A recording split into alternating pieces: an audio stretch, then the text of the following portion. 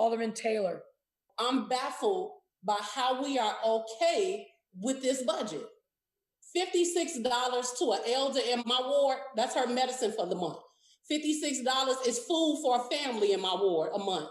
The question I need to ask you all is, did we do everything in our power to make sure that we balance this budget without doing it on the backs of low-income and working families? And my answer is no. We should have been working on this budget back in March, but too often we wait till August and September and try to figure it out. Jeanette Taylor is cool. How's it going, everybody? We're live. Love Jeanette Taylor. Just going to say that. Just going to say it. She speaks from her heart. She tells it like it is. She's unafraid. We need more JTs in Chicago politics. Love Jeanette Taylor. All right. We are at our new Chicago Reader YouTube home, and more people are finding us on the live stream chat. Ben, I know you asked me last night before you did your first Tuesday show. We'll talk about that more later. You were like, dude, has Dragon Slayer 19 found the live stream chat? Yes, he has. He is right here. Yes. What's up, Dragon Slayer? Send us an email sometime. BennyJShow@gmail.com. We got Frank. We got Brianna. Let's get today's show going here. Your Ben Joravsky show for Wednesday, December 2nd is just moments away.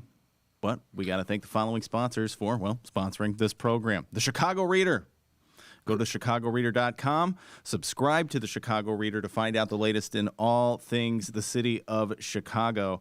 And when you subscribe, you're really helping out the old Ben Joravsky show. So make sure to do that. Subscribe to the Chicago Reader. And today's Ben Joravsky show is brought to you by the Chicago Federation of Labor. Okay, Joan. Joan is on the live stream chat. What's happening, Joan? Joan, we talked to, Joan, Ben. Yes. Johnson, man, can I let the cat out of the bag?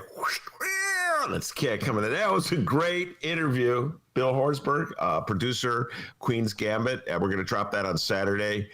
And, I know Bill came on. He wanted to promote his movie, Queen's Gambit. We spent about 5 minutes talking about Queen's Gambit and about 45 minutes talking about everything else in the world. He's a good sport. But I mean, really, D, when you think about it, Queen's Gambit's the #1 movie in Netflix. So it's not really gonna, like, we're a lowly podcast in Chicago. It's not like we could, like, I don't know how many other people are out there who haven't seen it already. Yeah, that was a big time get. It's a good sport. That was a big time get. Very topical as well. Yeah, and here's what we're gonna do. Bill doesn't know this. Oh, I don't even think Dennis knows this. Sergio Mims and Bill Horsberg are cut from the same cloth. They're two Chicago kids born and raised in the city of Chicago. Both love movies. Sergio runs the Black Harvest Film Festival. We're going to bring them together for a special show. We're going to be talking movies, 70s movies, and all kinds of good things. Somewhere down the line. I don't. Sergio doesn't know that either. D. Wow, there we go. All right, it's just only Ben knows what's going on. That would be a lot of fun, man. But Joan, thanks for weighing in on the live stream chat. Glad you found us. Also, Bruce, glad you found us as well. All right, let's do today's song of the day. Michael Girardi, what's up, dude? All right, your song of the day comes from Frank, and it is by the Beatles. For the love of God, please, whoever owns this music, don't sue us. Here Comes the Sun. Oh, I love that song, man. George Harrison, Abbey Road. Ding. I'll start with the opening on guitar, right? D, D, D, D, D, D, D, D, D, D, D, D, D. Come on, D, sing along with D. Then the guitar goes like this. Little darling, it's been a long, long, lonely winter. Dr. G from Alton. G, G, G, G, G. Here comes the sun. Look at you knowing the Beatles, man. Look at Dr. D. He's got his hair. He's wearing a Beatles wig, and he's going, yeah, yeah, yeah. Hey, don't bring up my Beatles wig. The Ben Joravsky Show starts now.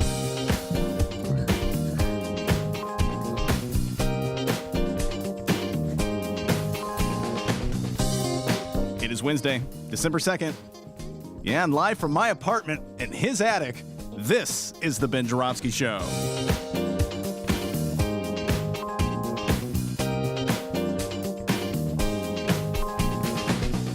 Today on the program, legendary Chicago journalist Monroe Anderson.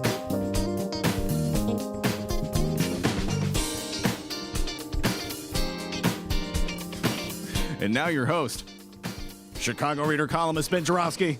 Hello, everybody. Ben Joravsky here. We're calling this Con Man Don Wednesday, and here's why. Brown line. Just as soon as Our third co-host. let's let that brown line go by.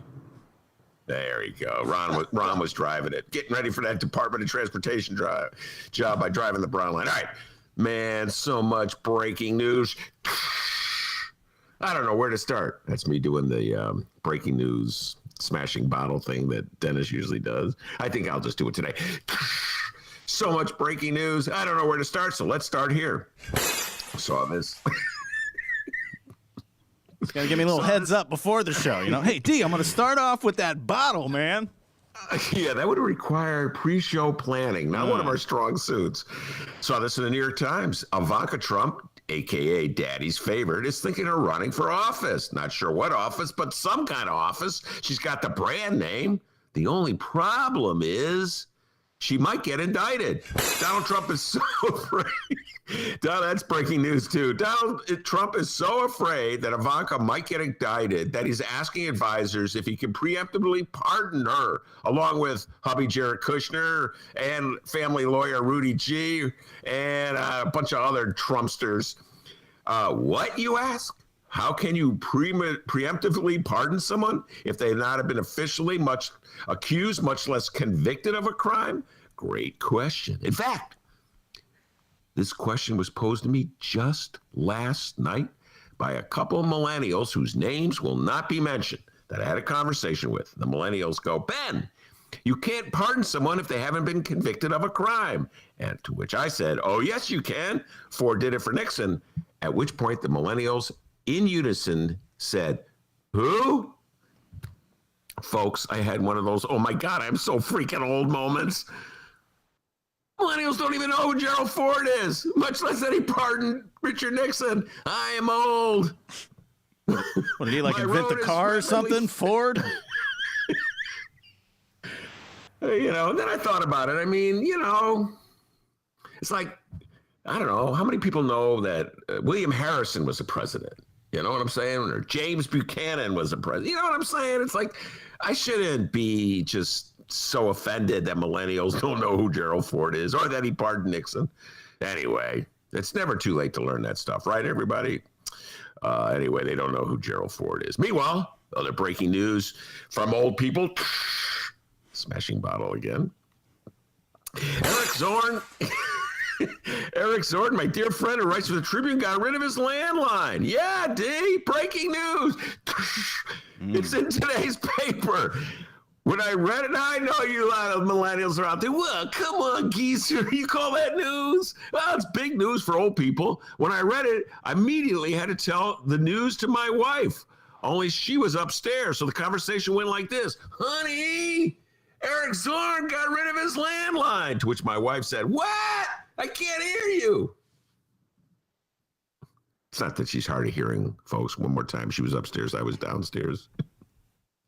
And I'm like, when are we going to get rid of our landline? What?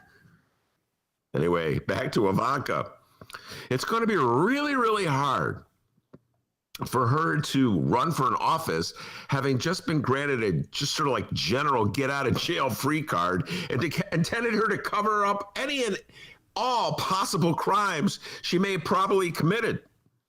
Though I realize when it comes to the Republicans, the bar is very, very low. After all, Republicans just elected a congressman out of North Carolina who is, and I am not making this up, something of a fanatic for Adolf Hitler. Yes, folks. He has it on his bucket list that he wants to visit Adolf Hitler's retreat known as the Eagle's Nest in Germany. Yes. His name is Madison Cawthorn. He's 25 years old, so unfortunately, he'll be around for a long, long time. He's been known to call Hitler the Fuhrer. I'm not making any of this up. If you don't believe me, Google North Carolina Congressman and Hitler, and you'll find everything you need to know about Madison. So the bar is very low. Meanwhile, back to Trump's kids. More breaking news. Laura Trump wants to run for office as well. She's thinking of running for senator for North Carolina. After all, she says, if this kid Madison, who loves Hitler, can run and get elected in North Carolina, why can't I? Yes, technically, Laura Trump is not one of the Trump kids. She's the daughter-in-law married to Eric Trump, who, by the way, Trump is also considering giving a blanket pardon to. It's like, is everybody in this family shady or what? About Laura Trump, Donald Trump once said, and I quote, I couldn't pick her out of a lineup, end of quote. You know, D, I've said this once, I'll say it again. You got to give Donald Trump credit. Every now and then he gets off a good one. But back to the breaking news.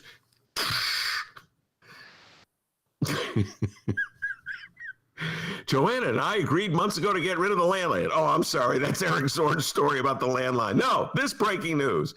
Trump raised $170 million since Election Day through solicitation blitzes. Folks, I will never get over this. $170 million. That's more money than Dennis currently earns. I mean, that's a lot of money. I mean, no, seriously. I just can't even fathom $170 million he's raised since November 3rd. According to the article in the Tribune, and I quote, it's a sum garnered through a nonstop stream of solicitations that have falsely claimed the election was stolen while requesting contributions for an election defense fund. I know about this. Oh, thank you. A bagel is being brought to me. Thank you. Oh, Appreciate wow. It. Cool. I know. Life is good. It's not just Trump who's got a good life, okay? Anyway, where was I? Oh, yes. Bagel. I know about these. No, the bagel's sitting there. D, the bagel is sitting there. I won't eat it because I'm a pro, but boy, does it look good. Can I just tell you that right now? Got a little cream cheese on it. Looking good. I'm thinking about taking a live stream chat poll right now. Should Ben eat the bagel? Hold on, I'll take a bite. No, that would be unprofessional. Plus, I'd probably choke. Yeah, we know. Bad enough. It's bad enough when I open the bottle. Oh, my God. We had a pre-show planning meeting about that.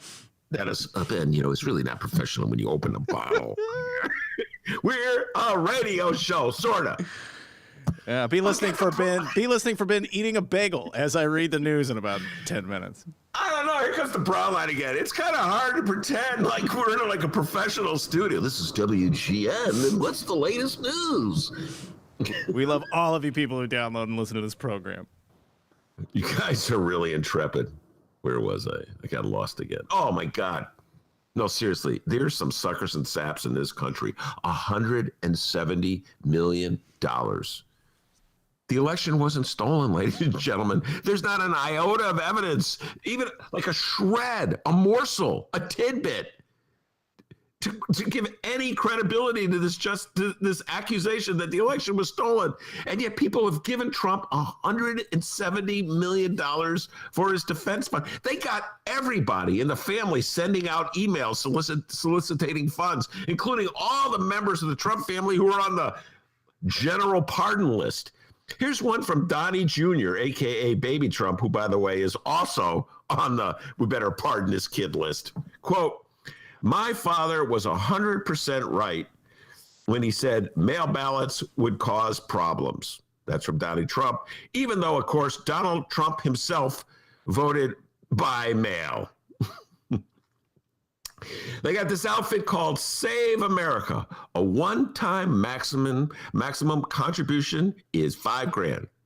I'm telling you, there are some rich Republicans in the world. If they can afford to give $5,000 to this scam, the fine print, by the way, according to the Tribune, says most of this money is not going to the election fund, but is instead paying down Trump's campaign debt.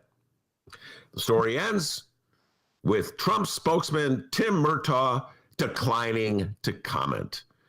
Don't worry, Timmy Murtaugh. If necessary, I'm sure Donnie will pardon you too. We got a great show today, everybody. Monroe Anderson will be here. He's not going to be need pardon for him. Hold on one second, D. What? Hold on. Hey, honey, Eric Zorn got rid of his landline. Sorry, I'm still trying to tell my wife. big news around here. Now, D. if you guys both had phones on a landline, and say she's like, downstairs and you're upstairs, you guys just both pick up the landline at the same time, and you can tell it. That's true. Let's see if my landline. I'm trying to save the landline. All right. All right, here we go. Let me see. Let's see if it still works. Here we go. An experiment. All right. So this is awesome. Oh wow! Here we go. Oh, cool. No one can. No. What are you doing? What are you doing? Somewhere in the house, the landline is ringing. I think I'm gonna have to do like Eric and get rid of the landline, but that would require like such coordinating between my wife and myself. Like who's gonna actually make the call to get rid of the landline? Oh, we have a response on the live stream chat on Bagelgate. Brianna says, "Eat it, eat it."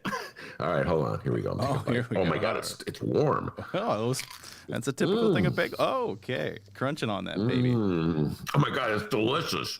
Brianna, I shouldn't have done it because now I can't resist.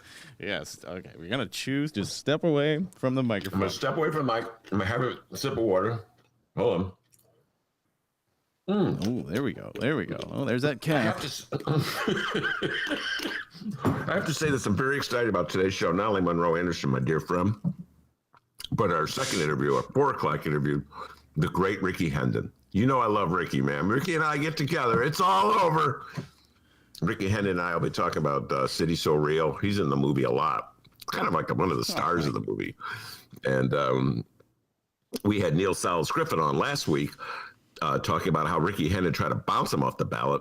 So, and plus Ricky sent us, I don't know if you saw it, D, his latest comic offering, his Christmas song. So lots to talk about with Ricky Hendon. Oh, that'll be awesome. That'll be awesome. Ricky Hendon, is a music artist. And if you haven't heard any of Ricky's music, you should check it out. Steven on the live stream chat, I guess he is a big fan of that bagel bit we did there. He says, OMG, what is this show? No, I know. I'm not sure if I know anymore, Steven. Steven, I'm going to be really professional. And despite the recommendation of Brianna, I am not going to touch this bagel until we go to break. Radio days are long gone. Your ass would have been fired doing that. Oh my God! Remember when was it Pinhead? Yeah, the general manager. No eating in the studio. There was like signs everywhere. No eating in this. That was a big deal. No eating in the studio. What's all this damn avocado doing around the studio, bro? Man. Pinhead, what a guy. All anyway, right. D. Yeah. Kick it to me. Kick it to me. Come on. I haven't done that yet. I know. So we got a great show today. Plenty of political talk ahead. But before we do that, the young man from Alton, the man they call Dr. Bagel, with the news. Not true. Okay, here we go. How's it going? Name's Dennis. Let's find out what's happening in Chicago and or Illinois this afternoon. Actually, before we do that, Ben, let's talk about your night last night. It was a virtual First Tuesday brought to you by The Hideout. If you didn't check it out, we're going to throw it up for download a little later this week. Maybe have it as a bonus on Sunday, I think we said. I don't know. Yeah, Sunday. But nevertheless, Ben, tell us about last night. How'd it go? Well, it was really great. And anybody out there who listened, paid the $5 to listen, I want to thank you. It was basically raising money for The Hideout, which is, like most bars in the area have been shuttered by the pandemic. And so Maya and I went to The Hideout. We were wearing masks. Don't worry, folks. We were in separate rooms when we did the show. Maya, millennial, set it all up on the computer. God bless her. And PC Peter Cunningham was representing the centrist point of view, and Alderwoman Rosanna Rodriguez Sanchez was representing the lefty point of view. And they were both very polite, very respectful. They didn't talk over each other. They allowed, Peter allowed Rosanna to finish her sentences, and Rosanna allowed Peter to finish his sentences. So I thought it was very enlightened conversation. They kind of agreed on some basic points, but even with the politeness, my beloved Democratic Party's got some things to work on. It's pretty obvious. Like, for instance, what was one instance? Oh, they had this little brief discussion about capitalism where Peter said, I'm a capitalist. And he said, of course, you believe in capitalism too, Rosanna, something along those lines. And she goes, no, I don't. So, it's that kind of, some little disagreements there. I'm not sure if you're a capitalist. Are you a capitalist, D? I don't know. Who do I look like? J.B. Pritzker or something? Yeah, I don't think you were a capitalist. More of a libertarian. Anyway, so it was a great discussion, and we got into local politics as well as national politics. And yes, we will drop it on Sunday. And I want to thank PC, Peter Cunningham, and Rosanna Rodriguez Sanchez for being such good sports and putting up with me and Maya and our questions. Good time. We're not going to do a first Tuesday for January because it's so close to New Year's, but we'll probably do another one in February. All right. That's good news. Glad to hear that there's going to be more first Tuesdays to come. Go check it out, everybody. Once again, like Ben said, we'll have it available for download on Sunday, the Chicago Reader website, and wherever else you download your favorite podcasts. All right. Local news. Let's do this. Yesterday, we began with the Illinois governor. Face coverage. So today, let's begin with the Chicago mayor. And over the course of this very tough year, we have been on the ropes, and the referee has started the 10 count a couple of times. But like Barney Ross, the 1930s fighter who grew up in the Maxwell Street neighborhood, we have gotten back up, legs stronger, steely focus, and resolve to fight on. What are you talking about? All right. Barney Ross. We haven't heard that one in a while. The scotch has been drank. The steak has been eaten. Chicago Mayor Lori Lightfoot's budget has been passed, and we had quite the season finale of everyone's favorite Chicago political soap opera, A Mayor and Her Alderman. A mayor and her alderman.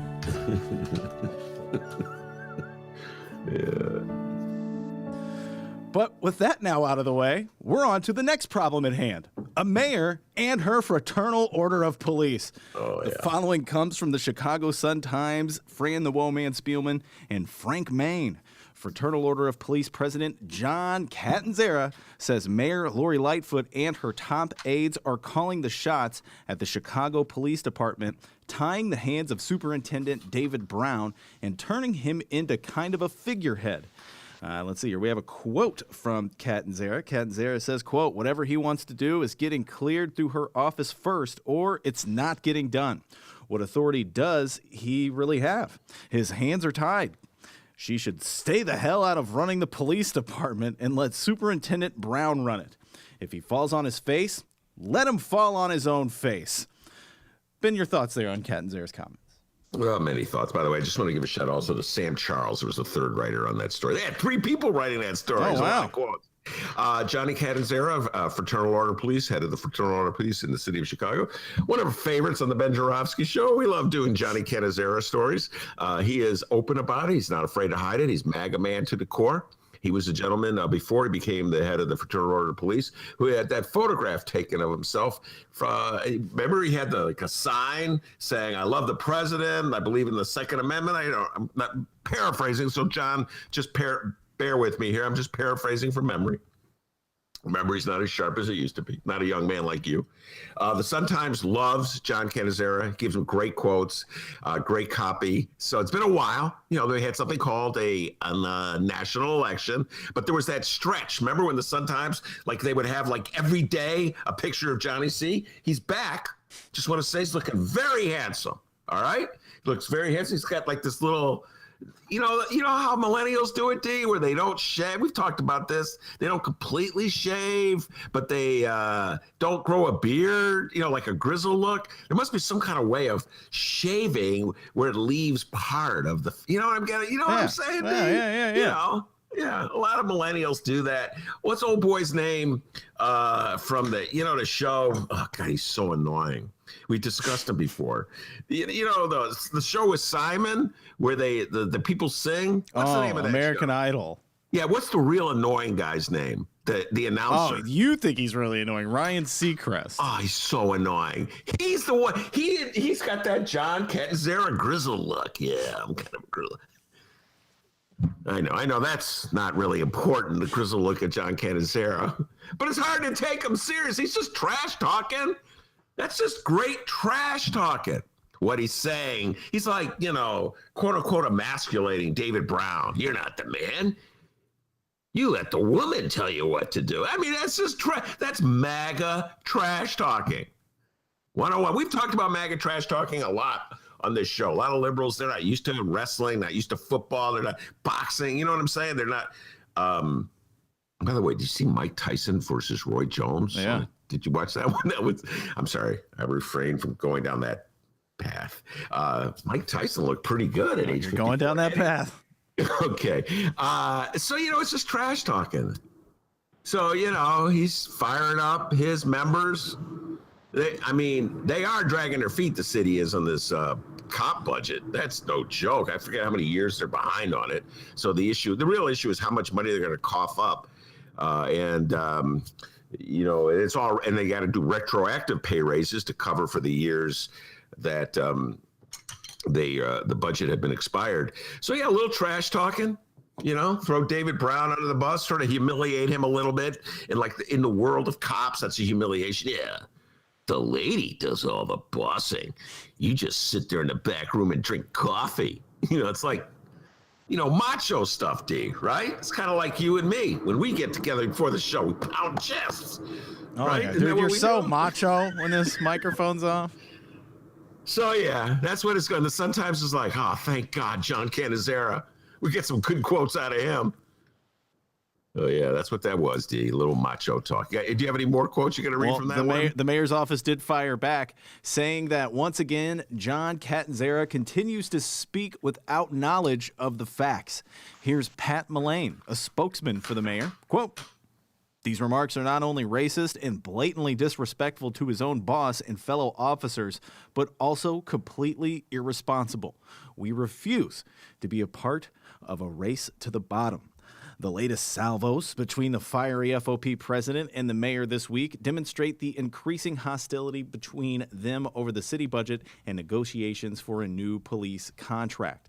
In an interview, Catanzara also had a warning for the 29 Chicago aldermen who voted last week to pass Lightfoot's $12.8 billion budget, which eliminates 614 police vacancies and includes only $100 million of the more than $300 million needed to cover retroactive pay raises for officers whose contract expired in 2017. We got more quotes from Catanzara here. He says, quote, "Those 29 aldermen who voted for that budget, there isn't a damn one of them that's going to be safe from the 2023 election." Ben, I don't know about you, but I wish our Chicago politicians would watch their mouth these days. My goodness, we got hell this, damn that, shit this, shit that. I want an answer. It's not something you ignore. I think you're 100% full of shit, is what I think. If you think we No offense, well, fuck you then. Okay, right. You can't say no offense and then say the most offensive thing ever, number one.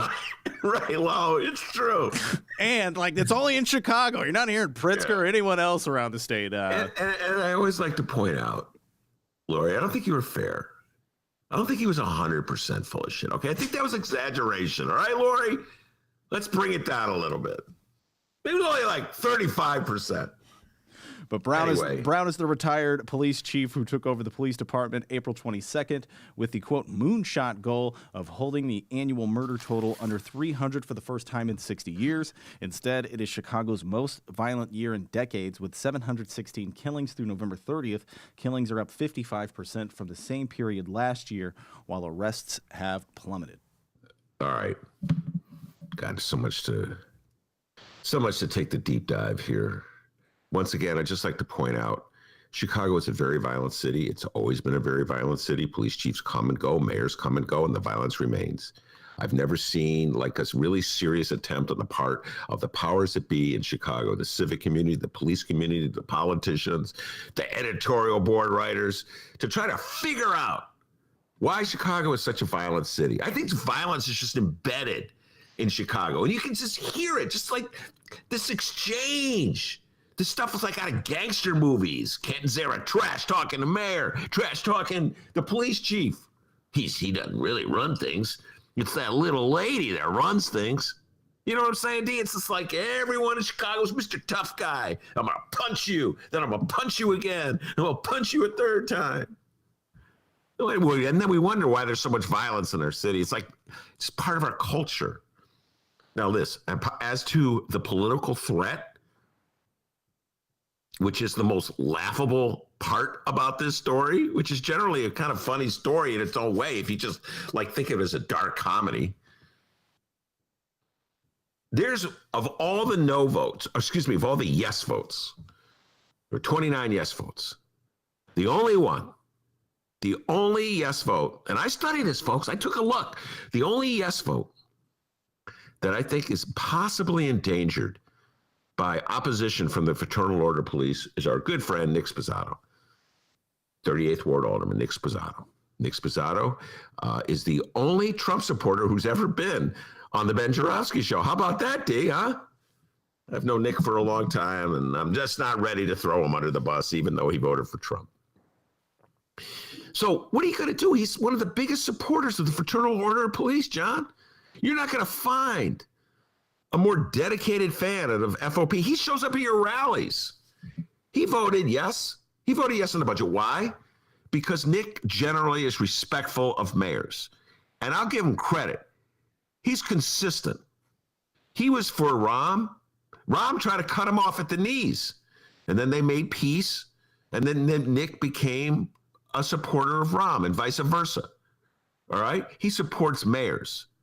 Now, I'm not a big fan of knee-jerk rubber stampers, but if you're going to be a rubber stamper for Rahm, you should at least be consistent and be a rubber stamper for Lori. Not like, some of these other guys who all of a sudden find their independence. A certain Thomas Tunney, I'm thinking of right now, of the 44th Ward, suddenly all of a sudden is voting no on budgets. Isn't that interesting? So the only one who could possibly be threatened would be Sposato, maybe Samantha Nugent of the 38th Ward, but a lot of liberals up there. I don't think she's in that much trouble. So really, it's an empty threat. What are you going to do at a yes vote? You going to go down to the 8th Ward and run a candidate against Michelle Harris? That's a predominantly black ward in the South Side. The Fraternal Order Police, I guarantee you, is not very popular in the 8th Ward. A candidate running against Michelle Harris that goes, I'm backed by the Fraternal Order Police, is not going to get a lot of votes. So, it's like, that's kind of like empty threat. You know what I'm saying, D? It's like if I said to Dennis, you don't clean up your act, I'm going to take you in that back alley and stuff you in a garbage can. First of all, Dennis is much bigger than me. It's not going to happen. Secondly, I'm not a violent guy. I would never stuff anyone in a... Dennis would laugh at me. So it's like, it's a meaningless threat. Oh yeah, we're gonna line them up. Yeah, I'm trying to think of another. Pat Dahl, you gonna go down to the 3rd Ward? Run against Pat Dahl? Oh, good luck with that. How about Sophia King? She voted. Didn't she vote for it? The 4th Ward? A lot of good that's going to do.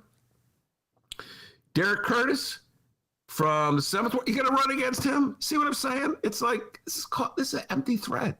So why even make it? I'll tell you who the happiest people in the world are, though. Fran Spielman, Frank Main, and Sam Charles. Yes! And Ben and Dennis. Yeah, copy. Something to talk about after the budget. Awesome. Johnny C coming to the rescue with that grizzled look. By the way, dibs on knee-jerk rubber stampers as a band name. Holy cow, that's awesome. I know, a knee-jerk rubber. Yeah, all right. So, yeah, I think that's what they call an empty threat. By the way, do you have any more things you're reading from this story? No, that's it. All right, well, let me just riff on one last thing. This could have been I already said my favorite part was when he made the threat. So this is like tied for second or something.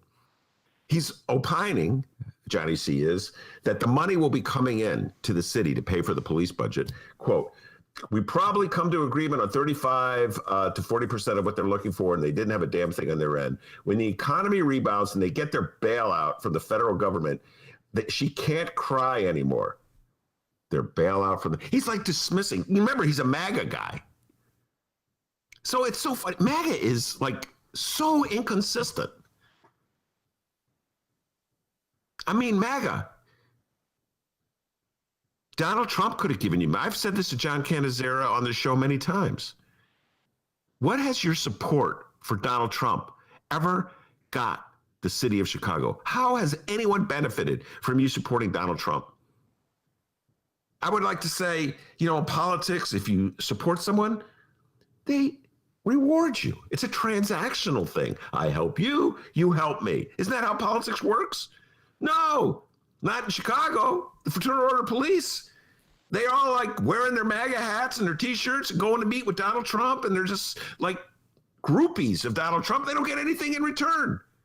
The money that will come to Chicago to pay for the police will come as a result of a Democratic-sponsored federal bailout. Johnny C. even admitted that, and he's dismissive of that. He's like contemptuous of it when they get their bailout from the federal government.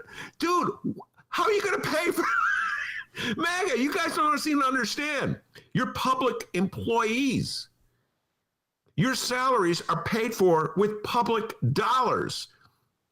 You didn't lift a finger to help pass the fair tax. Good luck with your pensions, by the way. When the same people who killed the fair tax turn around and go after your pensions, I know you're thinking, no, Ben, they're going to exempt us, the Fraternal Order Police, like they exempted the police in Wisconsin. Okay, well, what if you're married to a school teacher?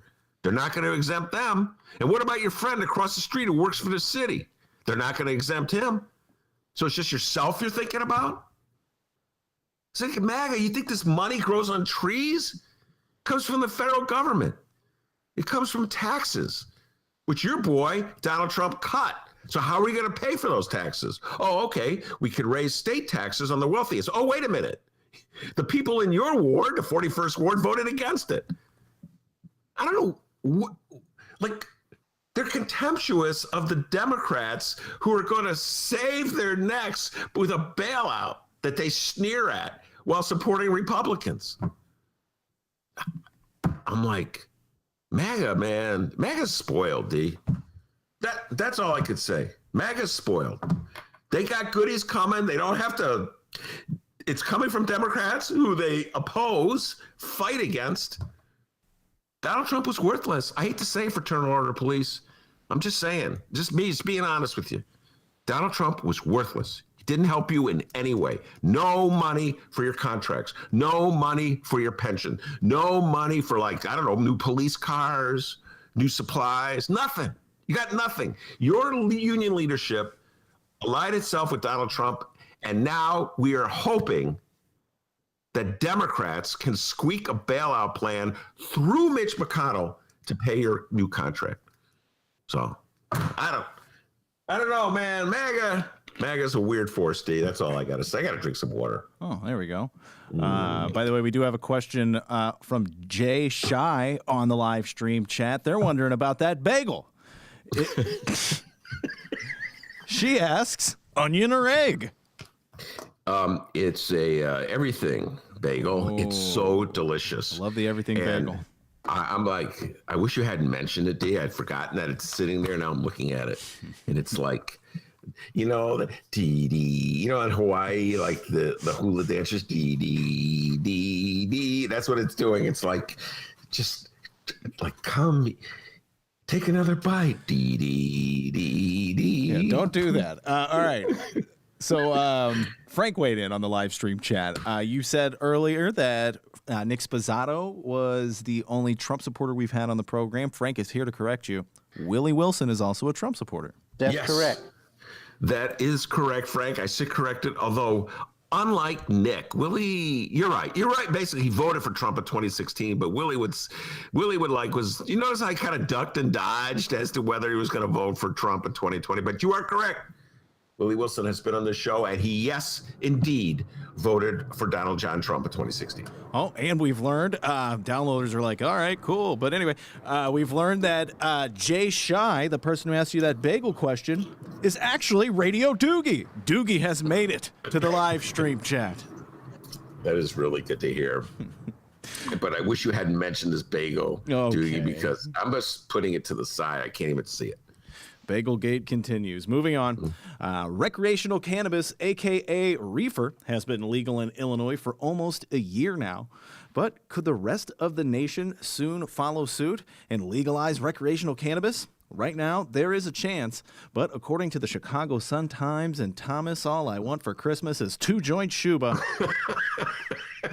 It's probably not going to happen. Thanks for nothing, Mitch McConnell.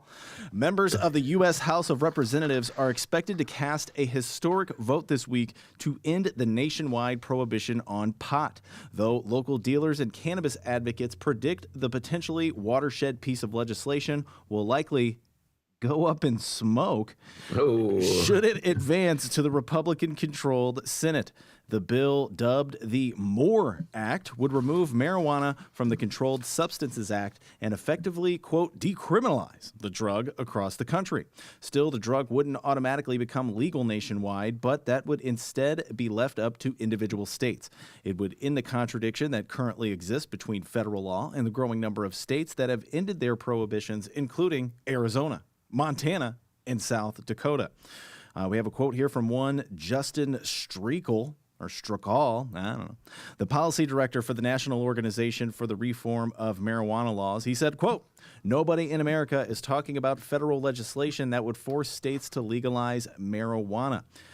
Said in addition to imposing a 5% federal tax on non-medical cannabis products, the MORE Act also includes social and criminal justice provisions that are strikingly similar to those embedded in Illinois' cannabis legalization law. I think you get the point there, Ben. Your thoughts? What a joke. Oh. What an absolute joke. The Republican Party, when it comes to reefer, I can't figure it out. And, you know, I made the appeal to Donald Trump. You know, he's a huge fan of this show. He loves Dr. D. He loves when you do the smashing bottle.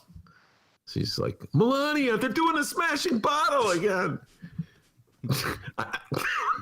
That wasn't even like in the ballpark imitation of Donald Trump. Love the smashing bottle. I love Dr. D. Deborah. Deborah. Yeah, that's everybody loves Raymond. Anyway,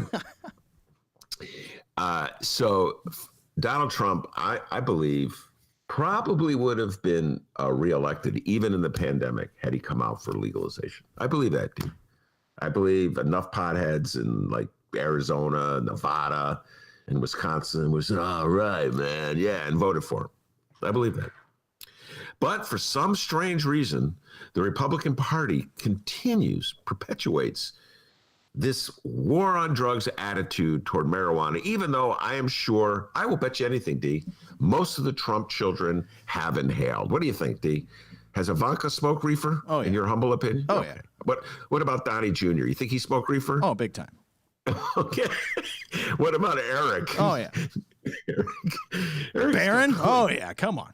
Who? Barron. Little guy. Oh, he's 14. Okay.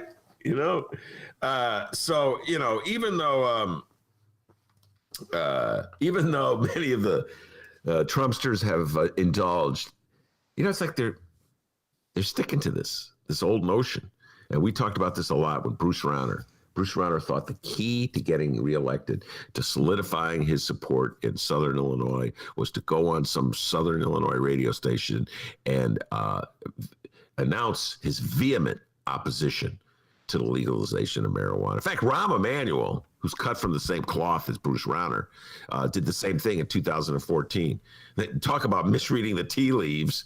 Rahm, supposedly a Democrat, announced that he was vehemently opposed to the legalization of marijuana. It would never, ever, ever attempt to balance the budget with proceeds from the sale of marijuana. Now they're proposing to borrow against the proceeds from the sale of marijuana. So much has changed on the Democratic side. But yes, this bill can't even come to a vote in the Senate. Mitch McConnell won't call it for a vote. There's probably enough votes to pass it. There's probably enough Republicans who figure the time has come for them to move away from the war on drugs attitude toward reefer. I'd just like to point out that John Boehner, who was Mitch McConnell's counterpart in the House Majority Leader for many years, comes out of the Cincinnati area, has retired from Congress, and is part of a company that sells reefer. So what is it? You guys, can you find bigger hypocrites when it comes to marijuana than the people in the Republican Party? No, you cannot. So, this insane war on drugs continues because one man, Mitch McConnell won't bring it to a vote. Not quite sure why Mitch McConnell has the attitude that he does about marijuana. Maybe he's cut from the old school cloth like Bruce Rauner is and Rahm Emanuel. But I will say this, D, I don't know if you saw this in the story. It pointed out that if polling out of Georgia shows that it would be beneficial to the Republican candidates who are running for the Senate seats there to endorse the legalization of marijuana, McConnell will bring it to the floor. Isn't that interesting? That's how weak his opposition is. If it means he can hold on to his power, open window, throw out opposition to marijuana. So I don't know why he just doesn't do it anyway. I don't think one election will be decided against a Republican on the grounds that that Republican is for the legalization of marijuana. And yet they cling to this ancient notion. So, yeah, I hope it does become legal at the national level because it's a contradiction, obviously, to have it legal on local levels and not federal. But don't see it happen unless the polls from Georgia are favorable to it. All right. We now go to Kyle on the live stream chat. Once again, Kyle, we are so glad you found us here on the Chicago Reader YouTube channel. Kyle says, I don't get it, National Democrats in the House. Why do this marijuana bill now? Why not wait until February when Dems may get Senate? They're doing it now, and here comes his theory, because they know it's going to fail. Yeah. That's pretty good theory. In fact, they should have done it before the election and then put out the names. Well, see, they didn't call it to a vote in the Senate. Kyle, I'm with you. I think it's politically advantageous to be in favor of legalization of marijuana as to be against it. It didn't hurt it didn't help Bruce Rauner in the state of Illinois, that's for sure. Ugh. So, but yeah, it's one of those things where you have the vote, Republicans look bad, and then you send out the mailings and say, he voted no to legalize reefer. Although I haven't seen any mailings like that. You know what I'm saying, D? Like mailings that try to take advantage of the public support of marijuana. It's such like people are sort of embarrassed to say they smoke marijuana. I mean, nobody's embarrassed. Yeah, I had a bunch of brewskis this weekend. I got smashed, everybody says that. But it's like people are a little embarrassed too. Like, hey, so did you smoke some reefer over the weekend? Well, you saying I'm a pothead? Yeah. So there's still a little hesitancy for people to come right out and say they smoke reefer, except for me. And I haven't smoked. I want to say I smoked it, D, but I haven't smoked it since 1980. Or it could have been 81. I was high at the time. Who can remember? Anyway. I kind of buy Kyle's theory, actually. All right. Weigh in on the live stream chat if you were listening live. There's a good chance we could read your comment on the program. Hey, how about our Illinois governor? What's he up to today? Well, of course, Illinois Governor J.B. Pritzker will be at the Thompson Center for today's 2:30 COVID-19 press briefing. And since that hasn't happened yet, we will be providing you with updates on that briefing on Thursday's program. But what about Tuesday's press briefing? Briefly. And what about Tuesday's reefer? No. But about Tuesday's press briefing, and no, this briefing did not feature any Dr. Fauci name drops like Monday. Sorry to disappoint. But we have learned that the first shipment of COVID vaccines to Illinois is expected later this month. The governor has more details. And those vaccines, because of the limited numbers of them, will go almost all to healthcare workers. And if there are enough, then next to those in long-term care facilities, the staff and the residents.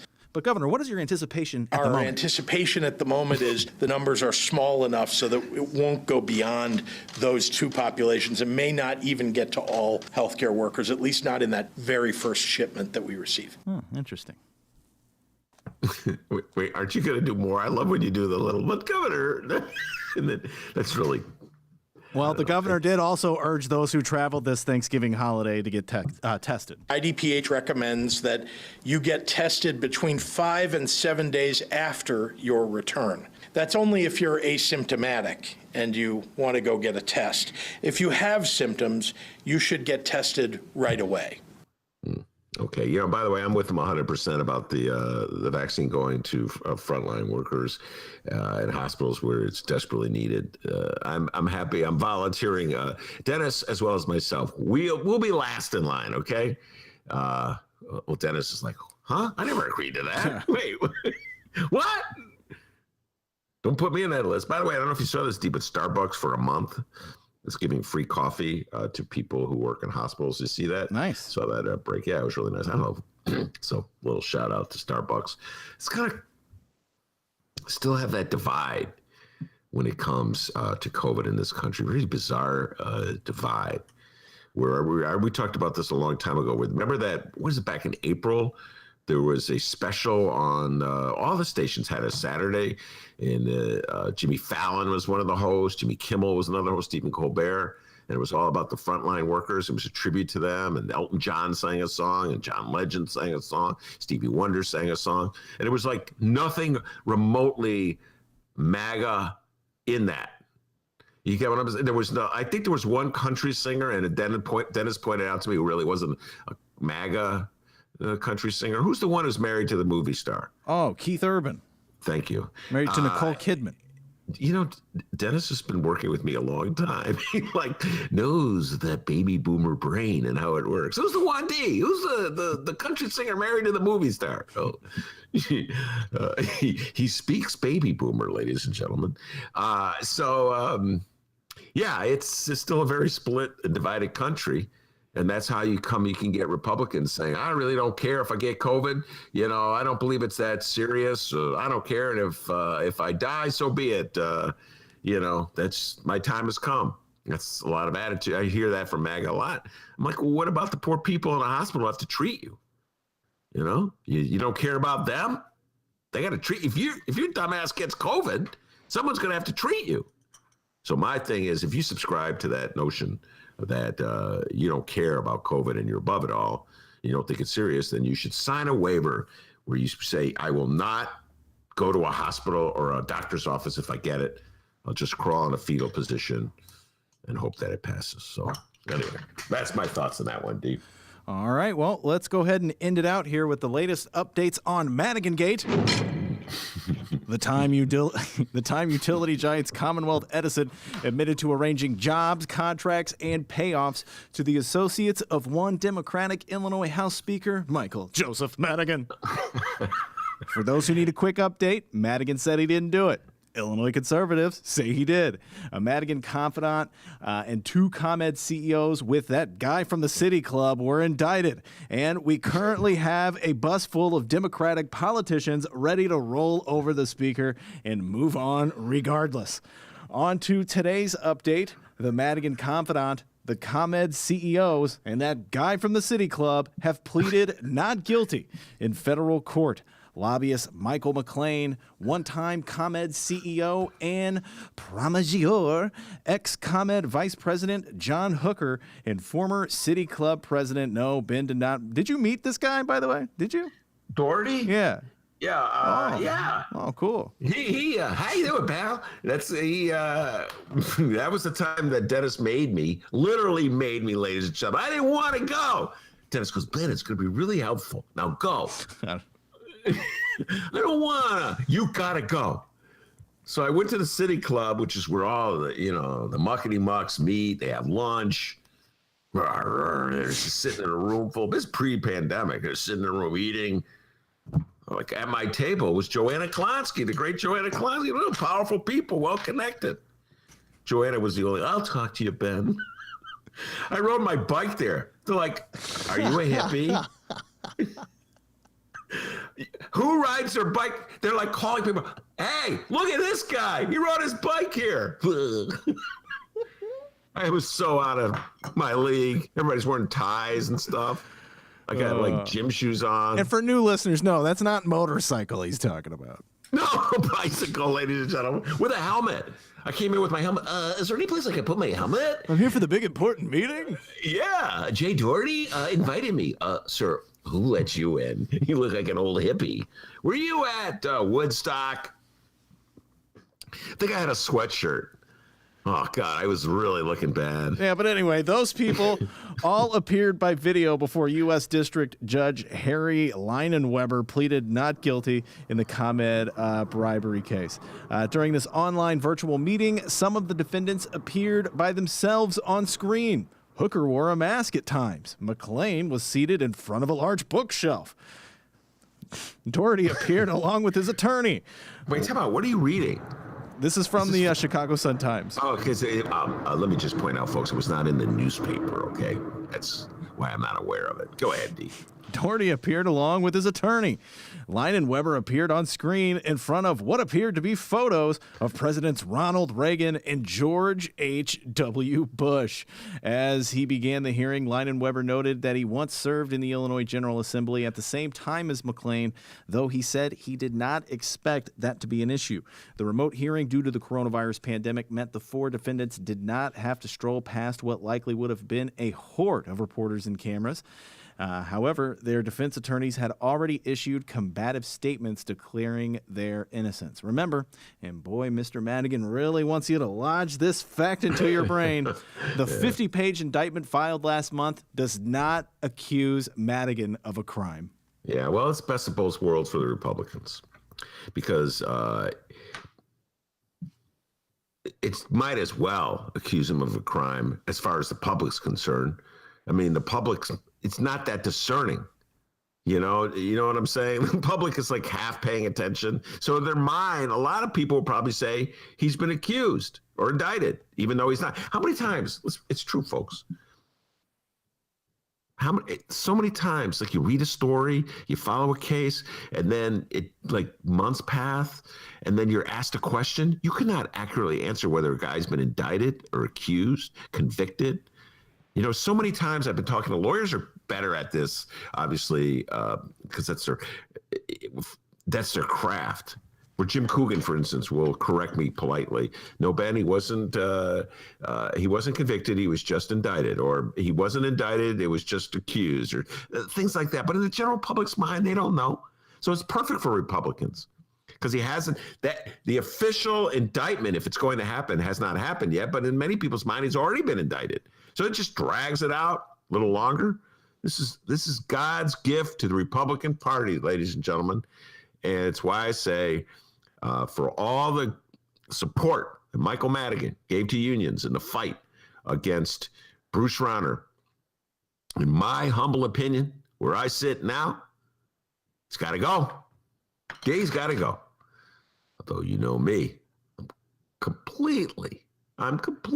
complete possibility that tomorrow, bang, I'll flip-flop. But no, come on. Come on, Dems. You gotta realize this. Did you see the last election results? You know, Illinois could go red. I hate to break it to you. Could go red. I mean, just think about it. If J.B. Pritzker hadn't run with all his billions, I don't know. Who came in second in the gubernatorial race, D? Was it Biss? Oh, your boy, Danny Biss, yeah. Do you think Danny Biss could have beat Rauner without Pritzker's money? I mean, Terry Cosgrove said no. He told me to put my big boy pants on and vote for J.B. Pritzker. So already it's a lot closer than you think. All those voters in the 42nd Ward of Chicago, the Gold Coast of Chicago, you saw how their attitude was toward Mayor Lightfoot's budget. You know, you saw their attitude toward fair tax. They'll go Republican. I'm just saying, Dems. Just saying, Dems. You got to be realistic about things. I know you love Madigan. You're afraid of him. But come on. All right, everybody, that's our local news. Stick around. We're going to have Monroe Anderson on in just moments. But remember, you can find us on social media at Benny J Show, BENNY, the letter J Show, on Facebook, Twitter, and Instagram. You can always send us an email, BennyJShow@gmail.com, BENNY, the letter J Show @gmail.com. And we haven't talked about this in a while. You can leave us a voicemail. It's true. You know, we may have a new YouTube channel, and we may be a Chicago Reader exclusive. Oh, but we still got that phone number, 708-658-4788. The number again, 708-658-4788. That is the number you need to call to leave us a voicemail. We're not going to answer it, all right? This has been happening a few times. I'll just be hanging out, and the Ben Joravsky Show gets a phone call. And I'm like, oh, cool, a voicemail. And they don't leave a voicemail. Leave a voicemail. And leave your name and where you're from. You know, there's a good chance we'll play that on the program as well. All right, I just reached out to Monroe Anderson. So we're going to take a break, and when we come back, we're going to talk with him. It's the Ben Joravsky Show. We are live from my apartment in Ben's attic. And until we get Monroe, we're going to play an interview we had recently with our good friend Pat Whalen. He was the star of a, oh goodness, my phone. He was the star of a FanDuel commercial where he, I guess a stunt guy got tackled by, what's that guy's name, Harrison? No, Jamie Harrison, yes. Yeah, he was in that. Yeah, I was eating the bagel. I figured you were. You know, I'm eating the bagel. The listeners wanted me to eat the bagel. All of a sudden, Ben, what's the question? Well, how are they going to know you ate the bagel? Now they know you ate the bagel. Guys, he ate the bagel. I took a bite. I still got a lot more bagel to go. All right, but right in the middle, so good. It's the everything bagel. I'm just chewing it, looking out the window at the porta potty. Listeners, I know listeners were just waiting to hear that, but please stay tuned, okay? There's plenty more Ben Joravsky Show to come. Like I said, I'm going to play our interview with Pat Whalen we recently had, good friend of the program, and Monroe Anderson will be joining us in moments. Hang tight. Salad dressing sometimes, so I wouldn't judge you for trying to get Paul Newman. He simulated in the supermarket talking to the jars. I like the. Is that the dog whining? Yeah, Susie wants to be on the show, Ben. All right. Well, she wants to know why you didn't call her. I didn't call Susie because I wanted to talk to Pat Whalen. And Pat Whalen, ladies and gentlemen, is an actor, comedian in Chicago, and a dear friend of our show. And he had a major breakthrough of sorts this year. I thought, it'd be nice to tell this story, have Pat tell his story on the eve of Thanksgiving or just after Thanksgiving. Lord knows when this thing is dropping, about his big break in the. Are you okay? It's his break. It's his big break.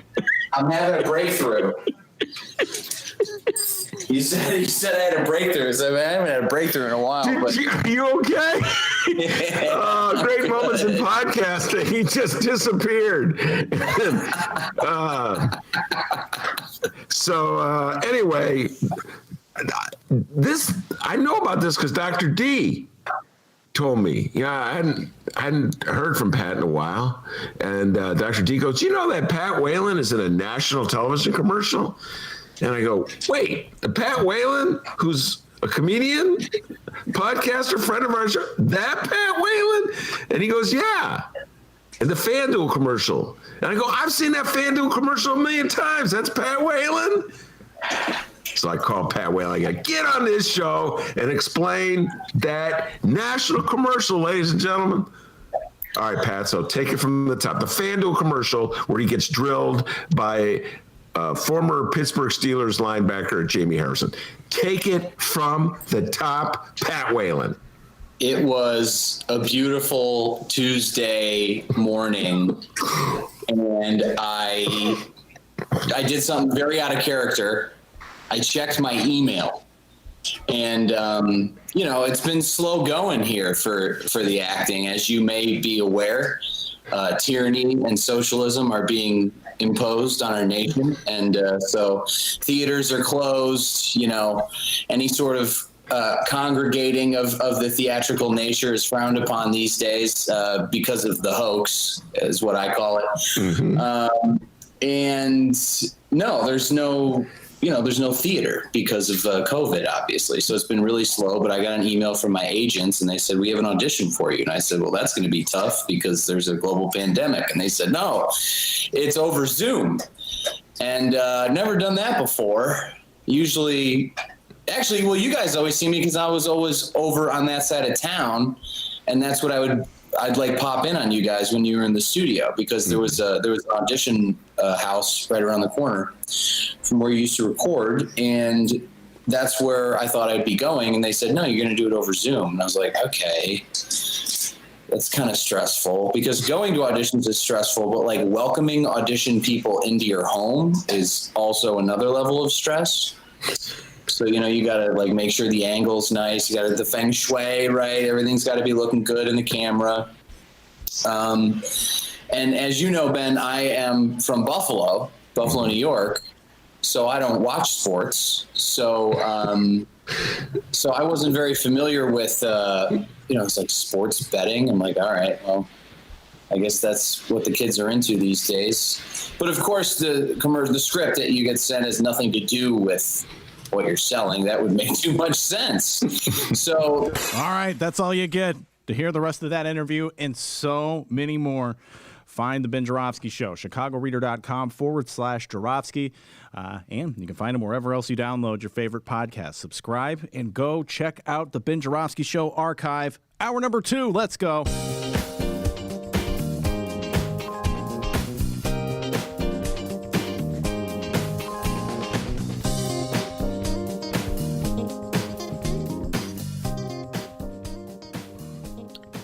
It's Wednesday. That means Monroe Anderson time. Monroe Anderson every Wednesday on the Ben Joravsky Show. And we've been talking politics since I came before a microphone.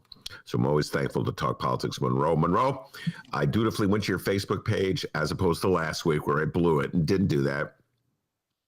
And I'm going to read your cheat sheet that you put on Facebook. I love these things that Monroe puts on Facebook because he puts them on Facebook. And then all his Facebook Trump friends, all his MAGA friends, just trolls. Your trolls lose their minds. Like they just are endlessly trying to get Monroe Anderson to say that, yes, you're right. Trump's the greatest president we ever had. Hey, MAGA, it's not going to happen.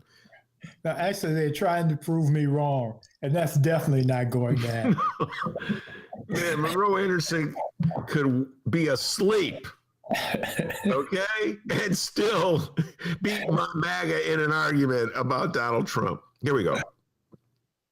Monroe, great minds think alike because I've been having fun with this one all day. Can you believe it?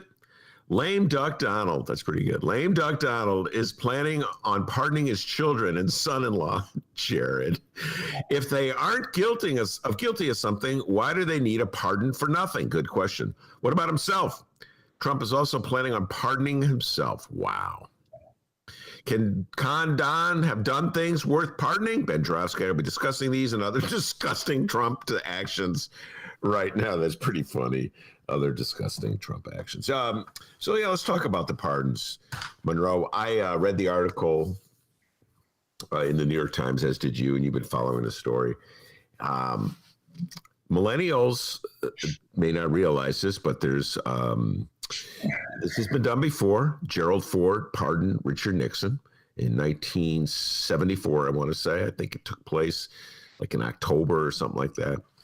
And he just said, you know, any possible crime that Richard Nixon may have committed in relation to his role as president, he is officially pardoned from.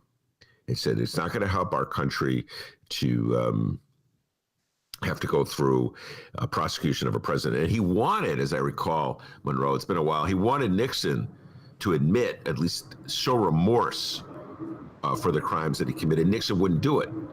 But Trump pardoned him anyway. You know what I'm saying? Nixon wouldn't. He did release some kind of mealy-mouthed statement. You mean Ford? Ford, when you got Trump on the mind. On my Trump, yeah. Ford, yes, I have Trump on the mind. Boy, do I ever. Ford wanted Nixon to make some kind of statement of remorse, and Nixon really wouldn't do it. So, but that's different. And you know, and what's interesting about that era for millennials who may not be quite familiar with it is that Spiro Agnew, Nixon's vice president, who had been the attack dog against the liberals, the limousine liberals. He had all these names for.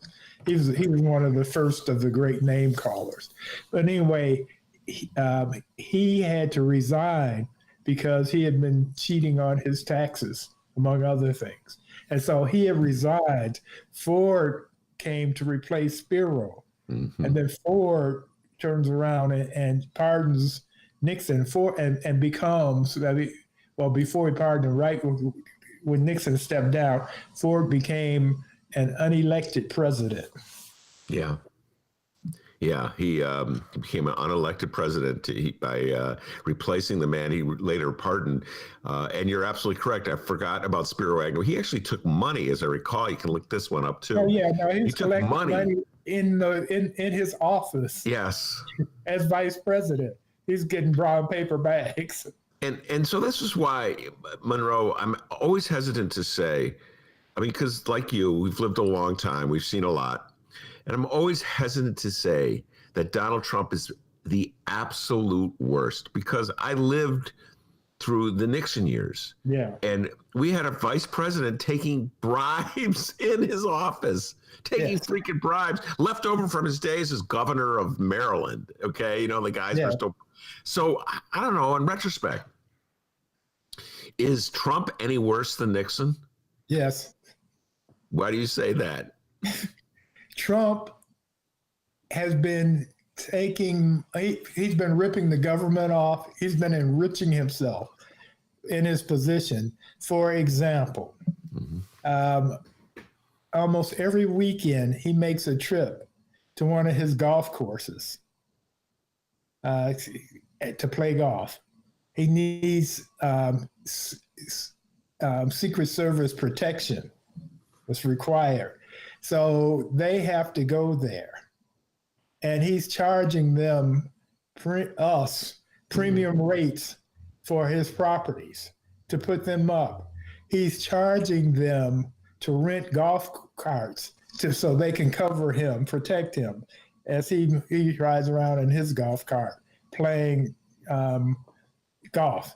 The last time I checked, and it was maybe a year ago, we, the taxpayer, had given Donald Trump more than $1 million in Secret Service coverage, protection, just to play golf. We go to his private courses and play golf. And that's just one example. I mean, if you look at his hotel, where everybody who wants favor of him goes to stay in D.C., I mean, it's just so many things. His golf course in Scotland, it was going under because it was a bad business decision. And so what he does is he arranges for the U.S. Air Force to refuel at a station that's near his golf course. But it's like way out of the way for the normal place where they should be refueling the jets. And it's just one thing after another. I mean, the list is long, and more will be coming out after, say, January 21. Well, I think you're probably right when you lay it out that way. In terms of then just one other little minor thing. Yeah. Okay? 250,000 people are dead from the COVID virus that he mismanaged from here to there and back again. Yeah. Well, I could come right back at you with the bombing, Nixon getting soused, and then ordering bombings throughout North Vietnam. So a lot of people were killed in those bombings, but we'll leave that go. One thing I think that Donald Trump has done that I don't think Nixon even did was to set up an ongoing scam where he would be asking people to contribute to his election defense fund, even though virtually everybody in America has said there is nothing to defend. There was no hoax. You lost this election. It was a legitimate election, maybe cleaner than most elections. You even have Republican officials in states like Georgia and states like Arizona saying there's no fraud, there's no hoax, let's move on. And Trump is still shaking down dumb Republicans, MAGA, for contributions. Monroe, I just think it was in today's paper, $170 million. That's astounding he's raised from MAGA since November. I don't even think Richard Nixon could dream of something like that. No, he couldn't. And the thing is, with that $170 million or so, because he's still raising money. In fact, I got an email from Trump Pence yesterday saying, because they've been doing a countdown to November 30th, and saying that that was their deadline when they had to have this money to help him fight for all the stuff he's supposed to be fighting for. He's very vague as to what they named. But anyway, November 30th came and went. And then I got an email from them saying, well, we've reignited your account because we're giving you another chance to give us some money. And then they had a countdown. But today I got one from 6 something this morning, I think, saying, well, somehow we missed your contribution, but we're giving you, you have 1 hour to do it. And then it had a clock on there with a countdown that was starting at 59 minutes and 29 seconds. And I blew that hour too. What I did, I started to send him an email. I said, my buddy Ben Joravsky, you don't need mine too. By the way, I get the same things. They're hilarious. That's it. You blew it. No more chances for you. And then an hour later, all right, we reconsidered. Okay. I had a boss. I don't know if I ever told you this story. Years and years ago, long time ago, even before I met you. I was working for a very lowly publication, some kind of legal publication. And my boss, the guy who owned it, his theory on subscription notices was you just keep sending them. And his theory was that I can't believe this guy. Most people, they don't pay attention. So like, let's say you're a lawyer and you're subscribing to this publication and you have your secretary to write the check or whatever, take it out of petty cash. They get another notice. Here, do it again.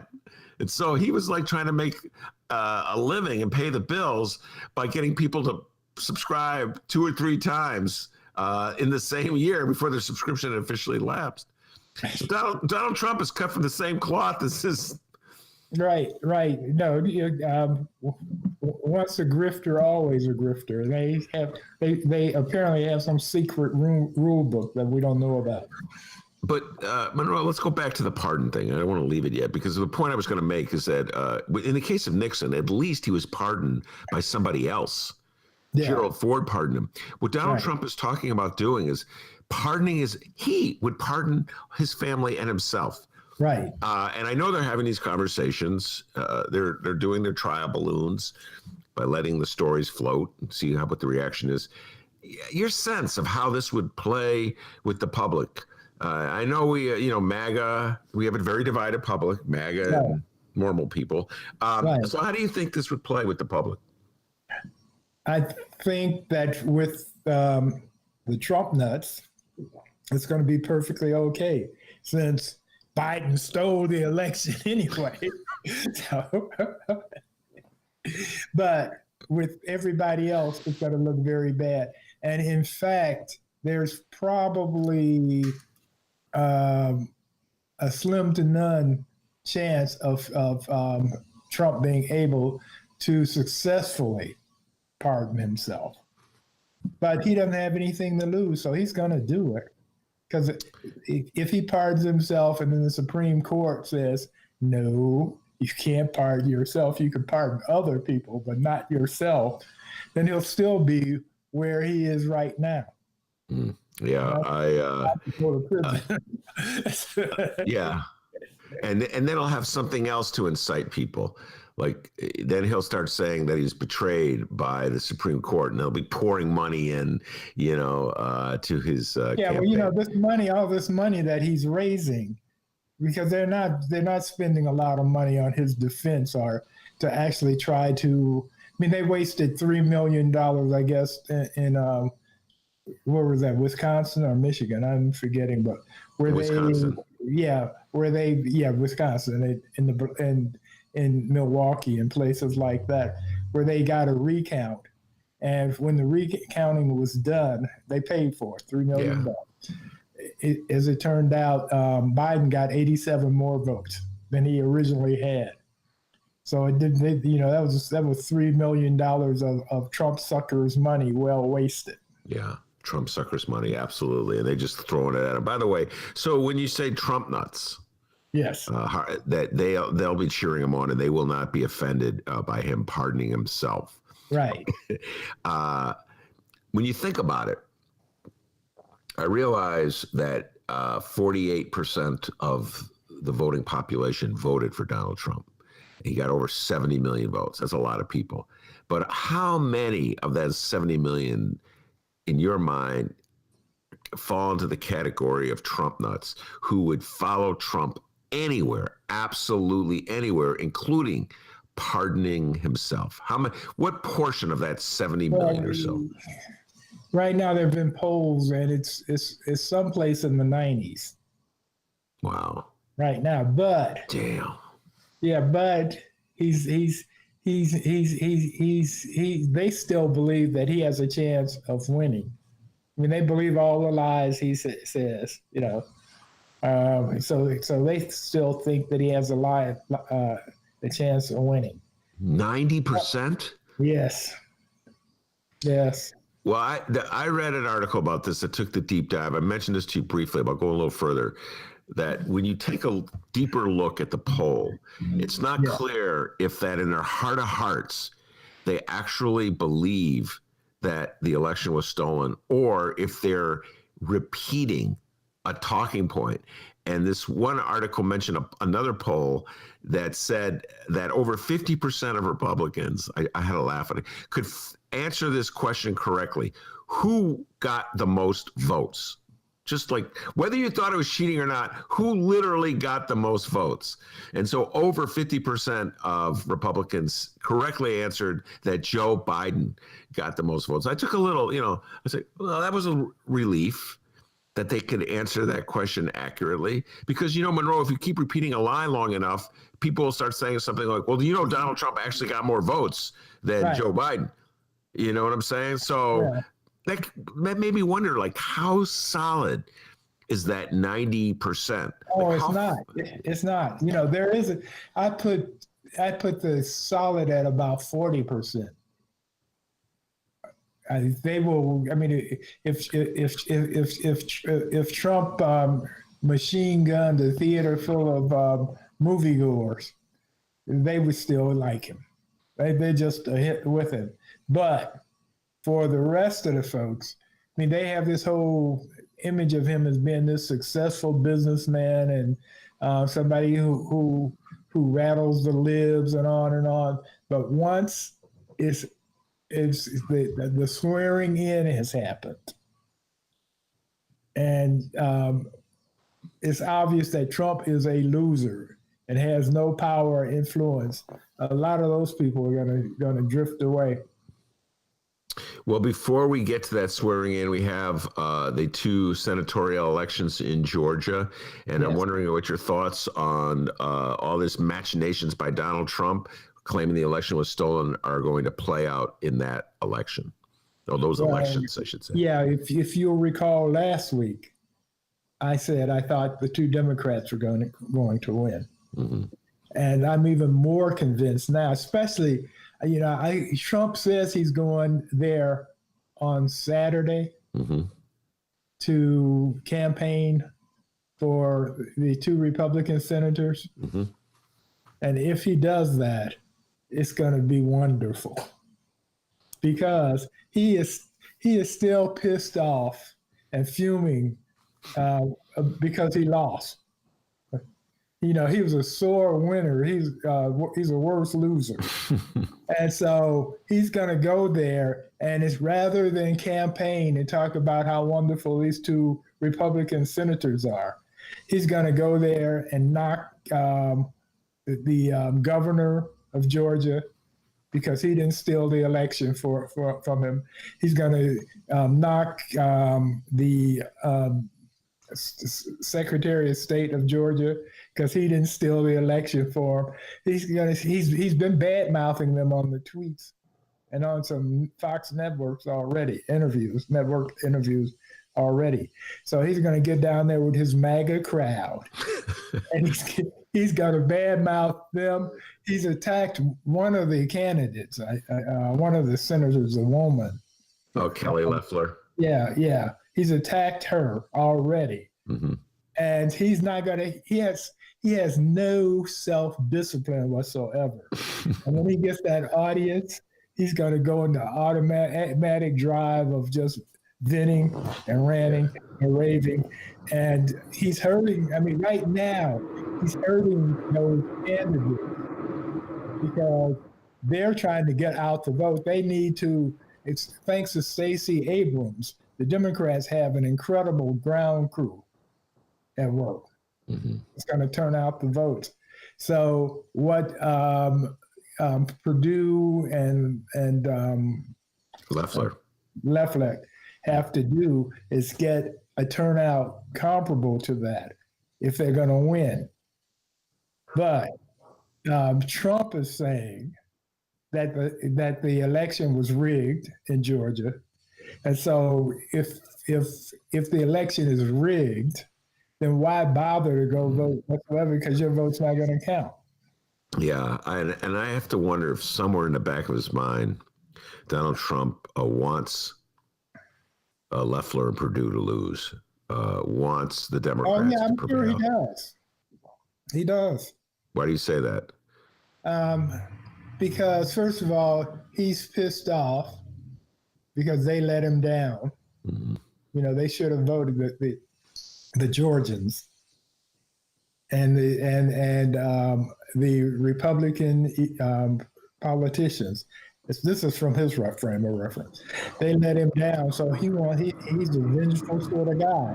So he wants to punish them. So they're really gonna miss him if the Dems are in charge and doing all the horrible stuff like running the COVID campaign better to make sure that we don't all die from COVID, and distributing the vaccine correctly, and all the other correcting all the other horrible things he did. That'll show them. They should have backed him. Mm-hmm. They should have stole the election from him. He's already asked, I don't know if you knew this or not, but he's already asked that the re-election, the January 5 election, mm-hmm. Be canceled, that the governor of Georgia cancel the election.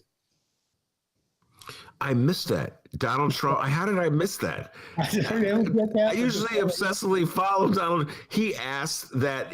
Donald Trump actually asked Kemp to call off the senatorial elections. Yeah. You sure about that? Yeah, he said it should be. I think it was a tweet. But yeah, he wants it called off. Well, I know that he asked Kemp to use his executive order to stop the recount or to reverse the election, the presidential election. Like the guy doesn't even have that executive order. That was one of the most preposterous things. No, he's just, he has gone stark raving mad. In fact, his people are worried about him. They're referring to him as Mad King George. And they said, he's running around talking to himself, saying, I won. And everybody else shaking their head. Well, some people are rolling their eyes because they don't want his ire. Well, he's not so insane and crazy that he's incapable of us scamming people from their money. It's amazing his ability to scam people continues. The great grifter. No ifs, ands, or buts about it. Yeah. No, I'm with you on that one. He's the greatest grifter I've ever seen. This guy is the greatest shakedown artist. And I was thinking about this. I was talking to Dennis about this before the show. I've now lived through presidencies of two of the greatest con men.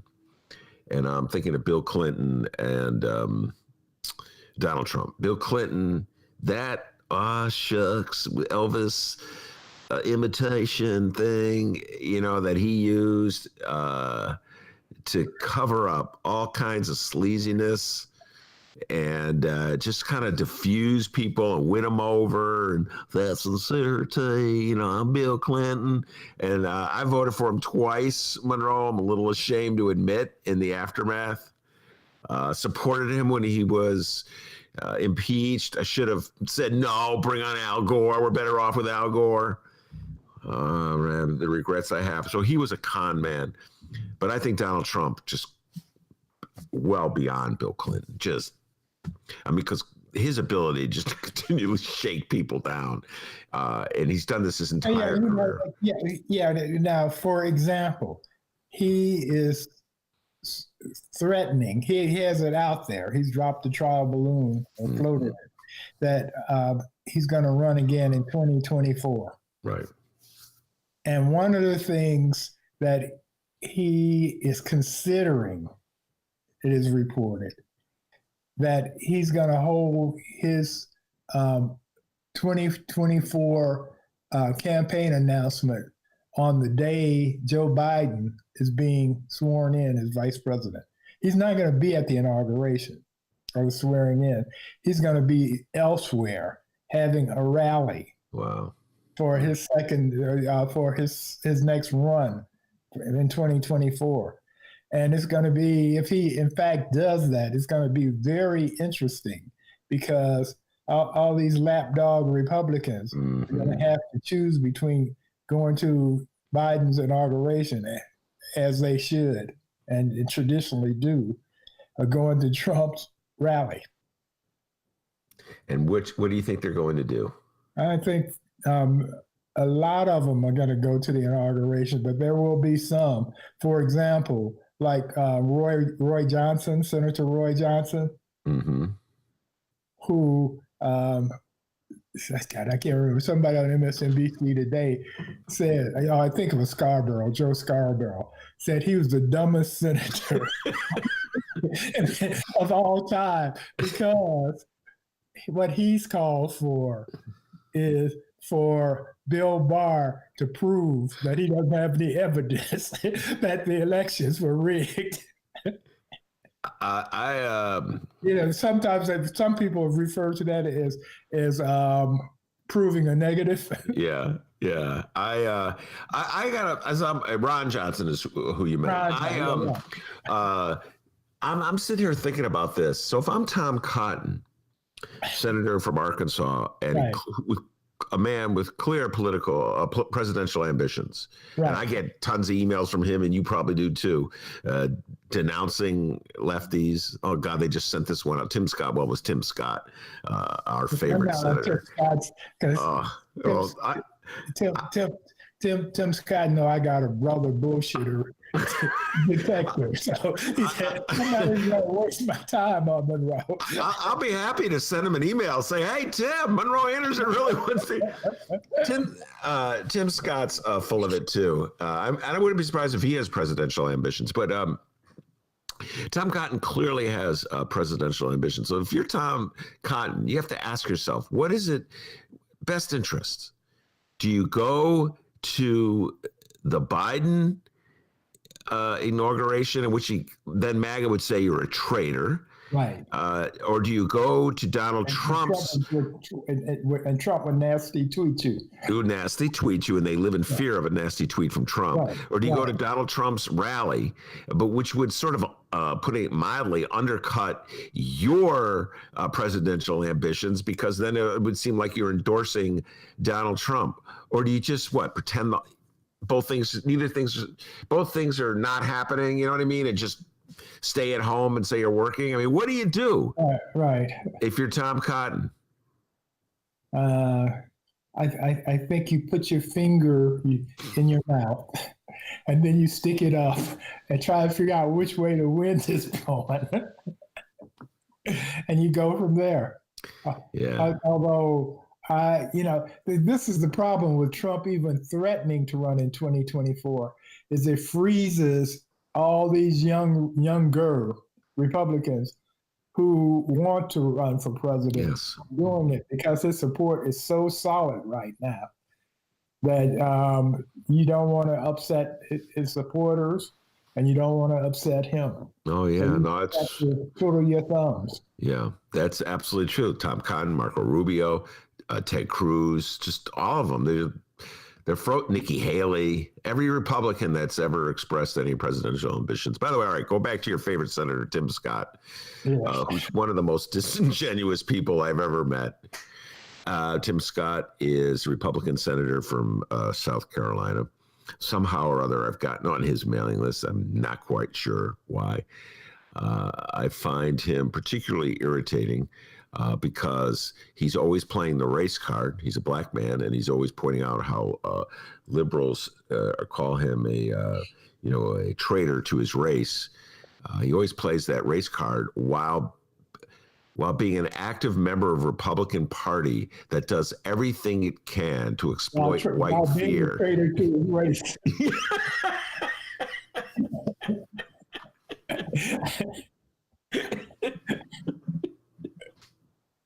Yeah, that too. Years ago, Ben, when I was rehabbing, I gutted this house that I lived in. Mm-hmm. And I had all new construction, and there was a back of the house hadn't been done yet, and so to get up from the back to do construction, we had one of these extension ladders, one of these long extension ladders. I heard a rattling because I just moved back in. I heard a rattling, and I went to the back of the house and I looked. And this guy has stolen the ladder and was running with it to put it on the back of a truck. And I yelled at him, hey, you, bring back my ladder. And he yelled back at me, what ladder? And he has it in his hand, and he's struggling because it's a long, heavy ladder. And he's struggling and running with it. So that's Tim Scott in the race car business. Oh, that's beautiful. That's beautiful. What ladder? Yeah, that's Tim Scott. What traitor? Huh? I don't see any traitor. Exactly. Can you believe those liberals? They're calling me a traitor. Anyway, so he sent me an email, and I'm paraphrasing from memory. It says, I'm going to utter 3 of the scariest words I can. I'm like, what possible words? I don't know. Maybe Ku Klux Klan? That could have been 3 scary words. But no, it wasn't Ku Klux Klan. It was Secretary Bernie Sanders. And he went on to say that Biden is considering nominating Bernie Sanders to be Secretary of Labor, which, by the way, please, Joe Biden, don't do that. Because he's not going to. None of the senators, right? Okay, are going to be in Biden's cabinet right now because he needs every. Absolutely, that's exactly right. Besides, I think Bernie Sanders is more effective. Exactly. As an independent man in the Senate, where he can be free of any obligations to an administration or a president. Anyway, but. The point is, then he immediately tries to shake me down for money. Another shakedown. Like I'm supposed to be so scared of Bernie Sanders that I'm going to immediately throw money to Tim Scott. Right. One of my right-wing trolls, Jack Bastide, he's one of his things he's tweeted on my page. I mean, I posted on my page, responded, commented, was in 2024, President Kamala Harris is going to be beaten by Trump. And of course, they have this whole thing, the right wing, that Biden isn't going to really be the president. It's going to be somebody else in charge, one of the quote socialists, like a Kamala Harris or Nancy Pelosi or somebody, anybody. That Joe is in fact sleepy, and so he's not going to be actual president. He's just going to be a figurehead. Like Reagan was in those latter years. Yeah, absolutely. But Reagan got through his second election. He got through the re-election. Right. He stumbled a little bit, but all he had to do was get that wisecrack off in the debate with Mondale about not holding it against Mondale that Mondale was so young and everybody laughed and reelected him, even though he was clearly heading down the path or toward Alzheimer's. But it's like it was so bizarre seeing Bernie used that way, because I've always subscribed to the notion that the far left and the far right at some points come together in certain ways, and they see the world the same way. And so many of my lefty friends believed that Bernie Sanders could have defeated Donald Trump in 20. In fact, I think, believe Bernie Sanders could have defeated Donald Trump in 2016. No, I did not. You did not believe that? Okay, all right. My theory, and it's been proven time and time again, is that had Bernie been the candidate, the Republicans would have blown up his socialist thing. He would have been stalling by the time they finished running it with him, because he has great ideas, which has transformed the party, incidentally, since 2016. But he's too easy a target for those guys. They're trying. They can't pull it off, but they're trying to make Joe Bernie a lefty or a socialist. So they can't do it. So what they do is they assign other people to him that will actually be in control, not him. Well, we had this conversation last night. We were doing the First Tuesday show at the Hideout, the virtual First Tuesday. Rosanna Rodriguez Sanchez, an alderwoman from the 33rd Ward, who is actually an avowed socialist, and Peter Cunningham is a centrist, a former speechwriter for Mayor Daley. They both agreed that no matter who runs, will be called a socialist, even if they're not remotely a socialist. And so, what's the point? Just you should champion the issues that you believe in. So this leads me to the question that I have for you that we discussed last night. Do you think the Democrats can stay united long enough to agree? Everybody's going to have to give up a little something. You're not going to get everything you want. To agree on basic democratic programs in terms of health care, in terms of the environment, in terms of taxation, etc. Can they agree long enough to get the votes they need to pass them and Joe Biden sign? Do you think the Democrats can have that much unity? If they win on January 5, as I'm predicting they will, then yes, they will stay. And if Trump is still a factor, because Trump is the greatest uniter of Democrats, of anybody or anything. Once Trump is out of the picture, then we'll go back to the old the comedian guy, Will Rogers days of I don't belong to an organized party. I'm a Democrat. Yes, we'll go back there at that point. All right. All right, we're going to close with this question for you, a local question, and we're going to watch you duck and dodge as I ask this question, or maybe you're not going to duck and dodge at all. This is a constant on our show. Generally, when you come on, we talk national politics, or if we do talk local, we talk city of Chicago. Let's do a statewide issue. Should Michael Joseph Madigan, in the opinion of Monroe Anderson, should Michael Joseph Madigan step down as Speaker of the House and Chairman of the Illinois Democrats for the good of his party, or should he fight on? Monroe Anderson, go. He's been there long enough. See you, Mike. Wouldn't want to be here. So if he doesn't step down, should the Democrats vote him out? Yes.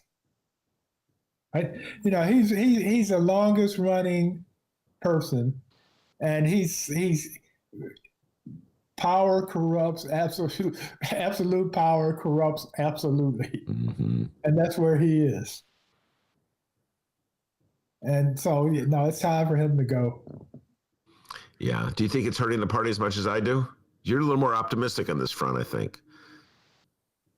That that Michael Madigan is hurting the Democrats in the state of Illinois. Yes. A little, but not a lot, because Illinois is now a blue state. Yeah, I fear it could go red. You and I are both old enough to remember when it was. I remember it used to be red, but no, not anymore. Well, Not anymore. It's solidly. I mean, it's so blue that Republicans don't even campaign here anymore. All right. I can remember when California was red. Yeah, Ronald Reagan was the governor of California. Oh yeah. Right. No, you stick around long enough, everything changes, and then it changes again. But I'll tell you one thing that won't change. Yes. That will be blue forever, and that is the household of Monroe Anderson. Yes. That house is not going red anytime. Right. I don't even have we don't even have red blood in this house. We're blue-blooded. All right, Monroe, stay safe and sound. Love talking to you every Wednesday. Monroe Anderson on the Ben Joravsky Show. Thank you so much, Monroe. We'll talk to you soon. All right. There's the great Monroe Anderson. Dr. D, what updates you got for me, young man? All right, we got some updates here. Let's do the back half. 2 stories to talk about before we roll out. First, we're in the middle of a pandemic. Positive COVID-19 test results are not going anywhere, especially in Chicago. We just had to spend Thanksgiving alone staring at our computers like a bunch of weirdos. But hey, thank goodness we have an update on literally the last thing on everyone's mind. When will Chicago get a casino? Oh, I did not see this coming. Go ahead, D. Hey, who's ready to crowd around a bunch of strangers and go gambling, huh? I know I'm not. The following comes from the Chicago Sun-Times and Mitchell Armentrout. Mayor Lori Lightfoot's office asked casino developers this summer to show at least some of their cards on how and where they'd want to break ground on a Chicago casino. Well, a rundown of responses released by the city Wednesday suggests most developers and other gaming stakeholders agree on at least one thing. The casino should go downtown. Duh. Go ahead, Dave. 11 groups submitted responses to the non-binding request for information that Lightfoot's office put out in August, which asked for their input on everything from how big the venue should be to how gaming plans might coexist with other city attractions. 8 of those groups, quote, believe the casino should be located downtown or near downtown, and that's according to the mayor's office. 2 groups did not answer the location question, and 1 group said it should go in the Harborside Golf Center site on the southeast side. Harborside was among 5 potential casino sites Lightfoot floated last summer on the south and west sides, though the mayor has kept a poker face, and a little pun there on gambling, on where she'd hold a hand. Go ahead. on where she'd like to see the big city gaming house end up. She has kept the door open to a downtown location that convention and tourism industry leaders oppose, but which a state-hired gaming consultant insists is the best bet to maximize tax revenue earmarked for the city's depleted police and firefighter pension funds. Yeah, it's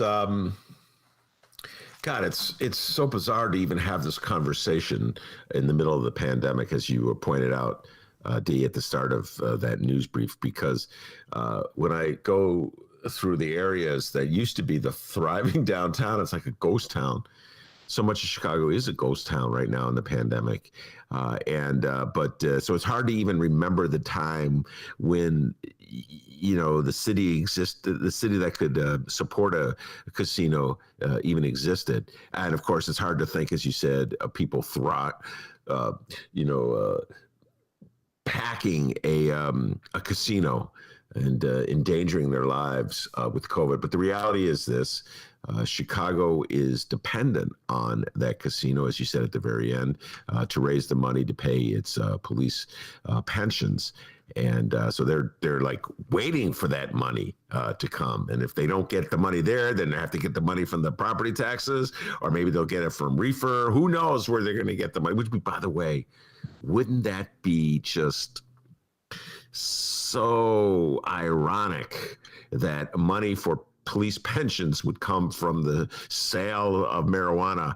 And for so long, police were used in the war on drugs to lock people up for the pettiest of reefer violations. Man, this world is insane.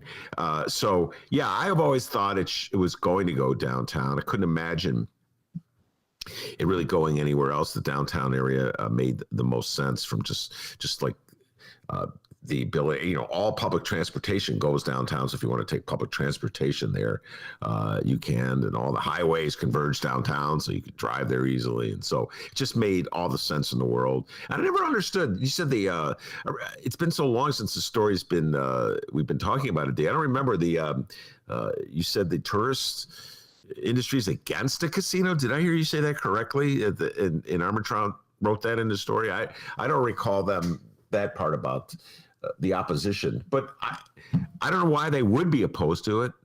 I mean, just if you have conventioneers coming to Chicago, be perfect.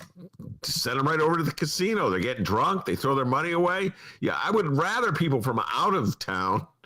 I mean, listen, gambling's, you're in bad shape if your government is depending on the revenue from gambling to pay its obligations. I've talked about this before, how it's very destructive practice to fall into, and you're almost guaranteed to lose. The losers will totally outnumber the winners, which is why how casinos manage to thrive, because the odds are all in their favor. And if you're dependent on people throwing away their money in a venture that they should know better and that they know they're going to lose, then you're like depending on the self-destruction of the citizenry to fund their government. But that's where we are, D. Fair tax lost. They want to tax the wealthiest people. So we'll go to the next idea, in which is suckers and saps who probably can't afford to will throw away their money trying to win a prize, and we'll take the proceeds from that and try to pay our bills. So that was the plan. That was the great plan that Mayor Lori Lightfoot and Governor Pritzker and Michael Joseph Madigan, and I believe Cullerton was the head of the Senate at the time, agreed upon. In a different universe, that was a different world of 2019. So floating these notions of a casino in Chicago is like an old story from a distant past that I don't see coming true any time soon. Definitely not within the next year, unless that vaccine is a lot faster than they're saying it is. All right, we got one more story here. Man cow for Illinois governor? And no, I didn't say butter cow. It's the butter cow, which has 9 hearts to represent the 9 essential nutrients in milk. That's right, it's made entirely out of butter, and it's a state fair tradition since at least 1922. I said man cow. That is correct. The former WLS and syndicated radio host Eric Man Cow Muller. Shia Campos and Illinois Politico seem to have the scoop on this one.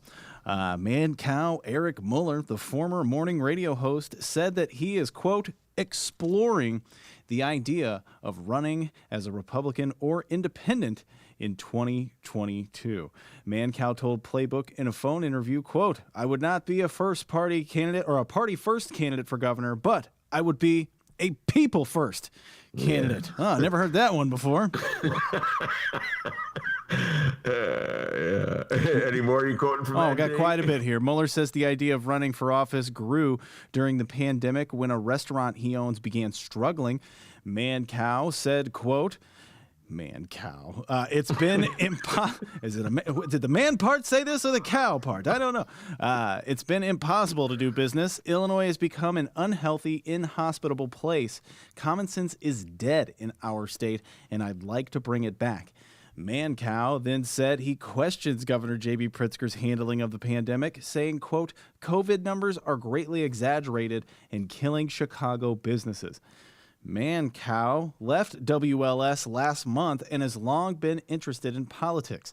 Along with talking to politicians, Mancow has been known to carry their banner too. Last year, he hosted a fundraising dinner to benefit Roger Stone, the friend and former advisor to Donald Trump, who was convicted of 7 felonies before the president commuted his sentence this summer. As governor, Mancow says he would enforce a flat tax, push for school choice, bring back school prayer, and reduce property taxes. He said, quote, "I want to cut programs that don't work." He added, saying he didn't have a list of those programs handy. All right. Mancow wants to see more funding for children in need and for mental health programs, especially people experiencing homelessness. But he would also bring back vagrancy laws, saying, quote, "You wouldn't get to live in someone's doorway or poop there either." He said he's sick of unions that radicalize teachers, and he supports, quote, "bringing back civility and respect for cops." Mancow adds, "I would allow law-abiding gun owners to protect themselves without so much paperwork." And though he hasn't formed an official exploratory committee, Mancow says he's spoken to Republicans and to independent Politico Willie Wilson, who could help finance such a campaign. Finally, here it says Mancow. Did you read who he wants as a potential lieutenant governor, Ben? Yeah, Paul Vallis. Paul Vallis. Vallis told Playbook that he enjoys talking to Mancow, but he's not interested in running on his ticket. Mancow says he's working to change Vallis's mind. So it seems like this may happen. Well, let me say this about that. After Donald Trump, not minimizing anyone's chances. He's a celebrity. His name is well known. He's got as good a chance as anyone, D. And Jesse Ventura can get elected governor of Minnesota. Yeah. Mancow can get elected here in Illinois. And you watch, he'll suddenly be bashing Michael Madigan. I never met Mancow. I know he's a huge force in radio. I came to radio late in life. And I never listened to Mancow. I just had such a vague notion. Yeah, I'm older than him. So he's like for millennials and Gen Xers. Gen Xers, yeah, they love. Oh God, yeah, that's it. The Gen Xers. Hate to say it, Ramona and Mick. That's your guy. Oh, he really speaks to our generation. So I'm not, I can't say I've ever listened to Mancow, but one time, I may have told you this. His producer, folks, you guys hear me. Producer on the radio, cow. Yeah, baby cow, calf cow, boy calf called me up on the phone. Hey, could you come on the Mancow show and talk about your anti-rom-coms? Because, guys have been bashing Mayor Rahm. Mancow, as I recall, had nothing to say about Daley. But then, there was this element of the right that criticized Rahm. They're all afraid of Daley, but for some reason they would criticize Rahm, and so they, who's the most critical of Rahm in the city was me, and they wanted me to come on. I was like, nah, I'm not doing that, man. I got no problem criticizing Chicago Democrats. I've been doing it for years, but Republicans, man, they suck too. So I'm not looking like a pimp for a Republican. You know what I'm saying, D? I just wasn't going to do it. Oh, yeah. So I didn't do it, and that's the end of my connection with Mancow. I read this story. I'm like, dude, you sound like a regular old Republican. So this thing about I may run as independent. No, you're not. If you're going to run, you're going to run as Republican. Independent can't win. You're running as all your programs are Republican programs. And by the way, they don't make any sense. I'm just looking at this, D. I called it up. As governor, I'm reading, this is the quote you just read. Mancow said he would enforce a flat tax. What does that mean? There is a flat tax. It's not like they're trying to break that rule. It's not like Madigan's like, okay, is no one looking? No one's looking. Let's secretly raise taxes on rich people. And so, no, what? You're going to come in and enforce it. I'm not going to keep Democrats from secretly. It's in the Constitution. But see, that's like the notion is that voters are so stupid. They're going to read this in Politico and go, oh, whoa, he's going to enforce the flat tax. That'll keep Madigan from raising it. He's going to push for school choice, charter schools. Oh, because that anti-union thing he's got going. And here's the one that caught my eye. Bring back school prayer and reduce property taxes. Quote, I want to cut programs that don't work. Wait, since when has school prayer worked? Like, you're going to bring back school prayer and enforce programs that work. When has school prayer worked in anything? And by the way, you're a friend of Roger Stone. This guy's one of the biggest liars in the world. So what are you praying to? I mean, what's like the essence of your prayer? What values are you enforcing with your prayers? Who are you honoring with your prayers? Like, I don't get it. You're a friend of Roger Stone, and yet you want kids to pray. What are they going to pray to? Roger Stone? Donald Trump? You know, like, are you going to start asking kids to follow the 10 Commandments? Well, you know, Donald Trump was having an affair with a stripper like 6 weeks after his wife gave birth. I mean, like, why would you even throw school prayer into there? Why are you throwing? And so here he goes. More funding for children in need and mental health programs while he's enforcing a flat tax, whatever that means, and reducing property taxes. How are you going to pay for this?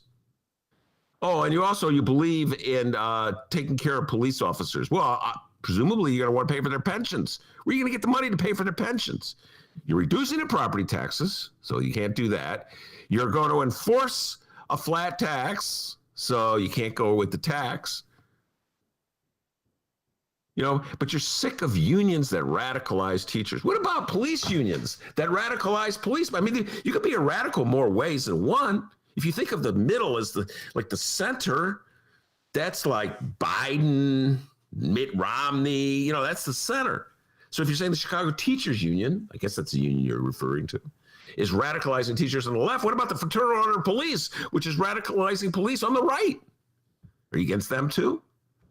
I'm reading this thing, like a lot of questions here from Mancow. And yeah, like, will you be going by Mancow? But I do not dismiss him. I think he's got a good chance as anybody. He's a celebrity, and Gen X loves him. I'm going to ask Romana. She's coming on Friday. And I keep Romana, Benny, he has a lot of good. No, I know Romana's not going to say like, that. oh my God, I have a Mancow bumper sticker right here. Look at it. No, Gen X, it's our guy, Ben. He speaks to us, okay? He really does. Yeah, I saw that. By the way, and how did Shia Kapos get the scoop?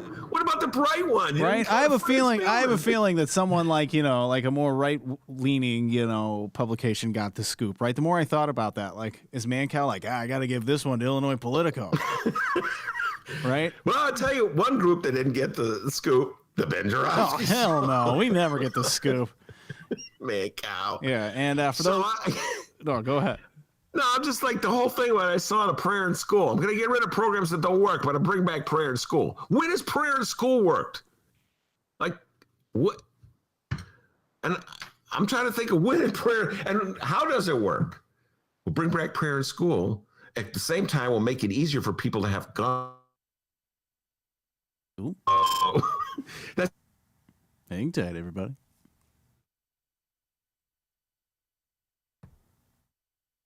Looks like he's going to win office. People go out and buy like more weaponry. You ever notice that the articles in the paper, arms sales soaring since Joe Biden went ahead in the polls? I'm like, what possible impediment are there to buying guns? I don't see the paperwork stopping anybody from buying a gun. There's guys arrested someone for something or other, and they found a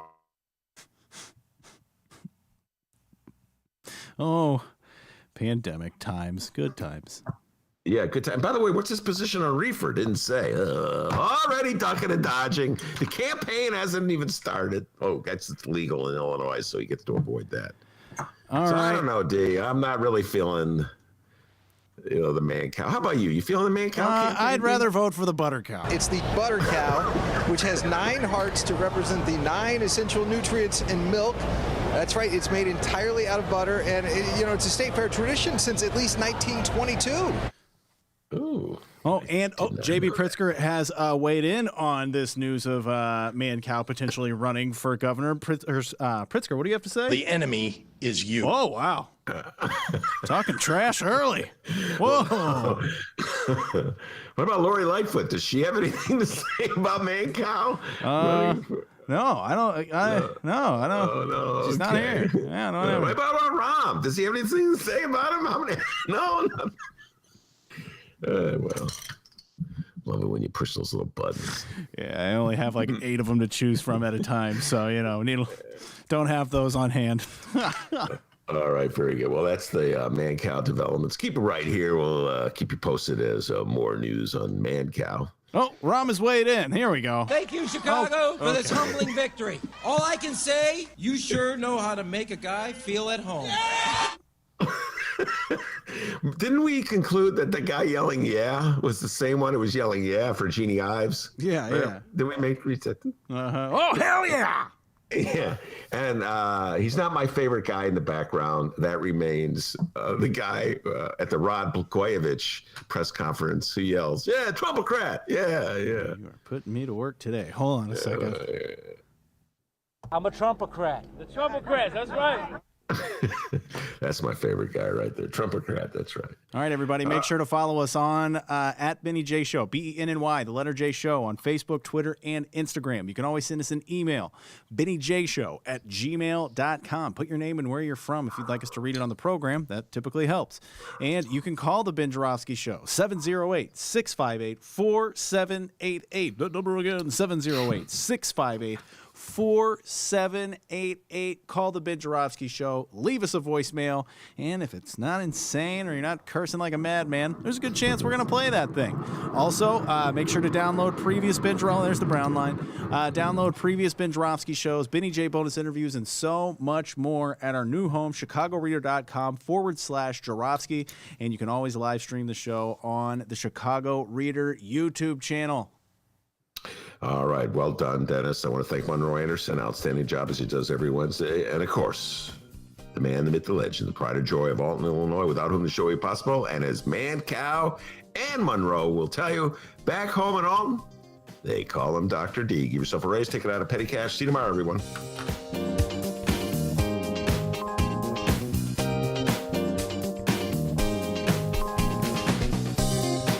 That is correct. That is correct. Thank you, Chicago. Thank you, Chicago.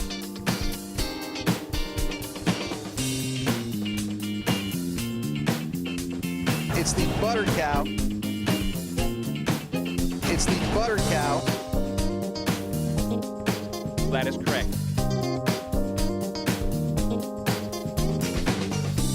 I'm a Trumpocrat. I'm a Trumpocrat.